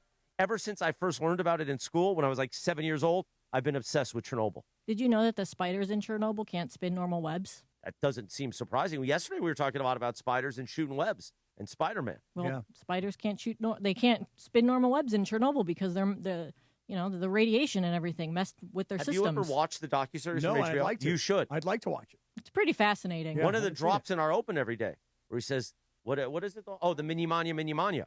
That's from Chernobyl. Oh, really? Yeah. Yeah, I'd like to see it. They Never show a seen it. lot of the old PSAs of like when Chernobyl was first built and like how to handle like, just like nuclear waste is not bad. Nuclear reactors are not bad. And they just like propaganda telling all these people how safe it is. They thought it was the safest place in the world. But it freaks me out when I drive south and I'm going down to South and I can see the nuclear reactor sitting right off here by the beach in San Onofre. So just like right there at Camp Pendleton. And I think to myself, man, that could turn into a Chernobyl. Now, I think they shut them down because one was leaking. Yeah. So they shut them down. Yeah. But, like, you can't just get rid of a nuclear reactor. It's not like they can just go, oh, we're going to build something else. It basically has to sit there forever now.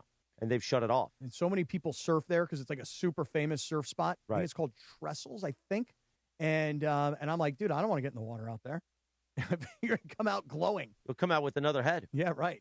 All right, that is the Lindsay segment for a Windy Wednesday. It is time for the Don't Sweat the Small Stuff calendar of the day, Cappy, for this Wednesday, March 11th, 2026. Don't Sweat the Small Stuff, the book, which then became a daily calendar that Lindsay got us, that we can not every day celebrate and not sweat the small stuff together. Today is Sit in Silence. It's ironic that one of the best and most loving ways to communicate is to do so without saying a word, Cappy. So enjoy the silence as well as the peace and warm feelings that come with it. I'm going to go put this on Sam Boney's wall. Nice. Sit with silence. Mm-hmm. Good idea. You'd be out of business. Sit with silence. Either first off, you sitting in silence or any of your listeners sitting in silence. I think that's bad. Bad for business. Throw that away and edit that out. Right. That is bad for biz. I'm just saying. Don't do that again. I saw Pines last night in the suite. Sam Boney had gotten a hold of him. And I just looked at Pines like, oh, you got another 35 minutes ahead of you, homeboy. Yeah. And he's my best friend, Sam Boney. But the man can talk. Oh, yeah. And I love him for it. But last week I just had to look at him and I go, just stop talking for a few minutes, please. Could you ask Sam Boney to maybe start abbreviating texts? I mean, because the texts are like Moby Dick. I mean, Jesus, man. And there's like 7 of them in a row. Right. That brother could text. I'll tell you that right now. 9:55 on a Windy Wednesday. Hit the Dealer's Choice music, please, producer Jorge. It is time for the Dealer's Choice Real Deal. Brought to you by Sellers Advantage. Want to sell your house? Before you call an agent, call Sellers Advantage. They'll buy it as is with a competitive cash offer. No repairs needed. They make selling easy. Call 888-390-AS-IS for a no obligation offer or visit sellersadvantage.com. DRE 01961658, Cappy. So one thing we didn't get to today, because obviously the Maxx Crosby story kind of dominated the first hour. The Lakers, Bam Adebayo, the NBA sort of dominated the latter part of the show. We never got to this, but we all stood around last night in the ESPN LA suite at Crypto.com. We're watching the Laker game, but we're also all standing around phones watching Team USA. Team USA in the World Baseball Classic lost to Italy.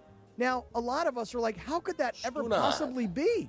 How could you lose to Italy? But then you got to start looking things up like, who are these Italian players? Wait a minute, but do you know what happened with Team USA, that they miscalculated the entire tournament? Right. Do you understand that? So the manager of Team USA was on MLB Network yesterday going, well... Here's what he said.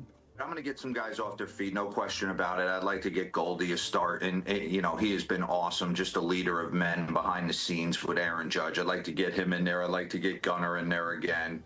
Ton of respect for Italy. It's weird. We want to win. We want to win this game, even though our tickets punched to the quarterfinals, because Mexico plays Italy actually tomorrow. So the way the schedule lines up, this is an important game for us.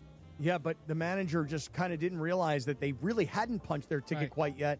And when you look at the Italian World Baseball Classic team, one guy who hit a home run yesterday is a guy named Jack Caglione. And he's like a minor league dude for the Cubs. And another guy who hit a home run yesterday was a guy named Sam Atanacci, and he's a minor leaguer in Double-A for the White Sox. So it's not like these Italian guys are dudes from Milan and from all Rome. These are American dudes who are playing for. But you know they're who's not. a great Italian shortstop? Tell me. Columbo. Just oh really? Back everything up the middle. But I'm telling you, wild to see Team Italy with minor league players beat this collection of all-stars from the USA team. But they got down, and run differential matters. They got down 8-0 in this game. Mm-hmm. They had to come battling back and score some runs. I know, because they can still advance, right? But yes. But they acted like they'd already advanced and they had. Right. They can also not advance. So if Mexico beats Italy and only scores 4 runs, then Mexico and Italy go. If they score 5 or more, then USA go. Can you imagine USA doesn't make it past the pool play, and it's a miscalculation by the manager? Because they started Goldschmidt? I mean, unbelievable. Now, one other last thing. Shout out to Team Israel.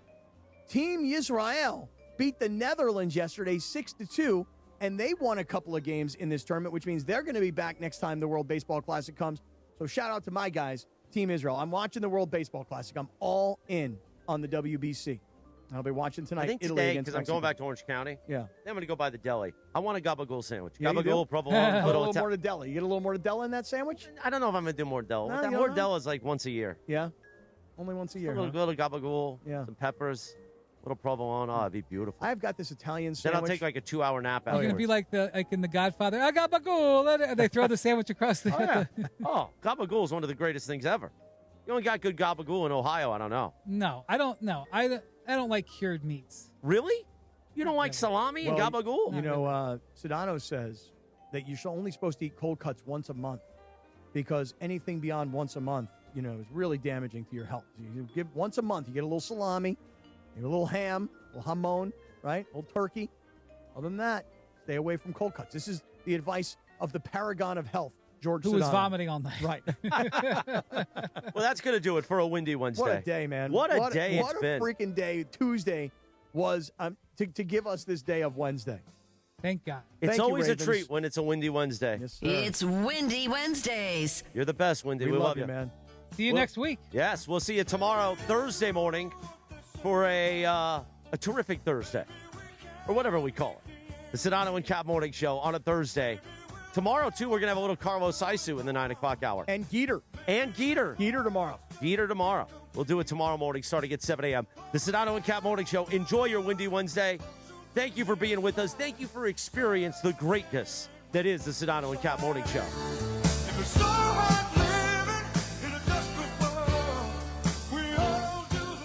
Hi, this is Sean McVay of your LA Rams. The Rams play here.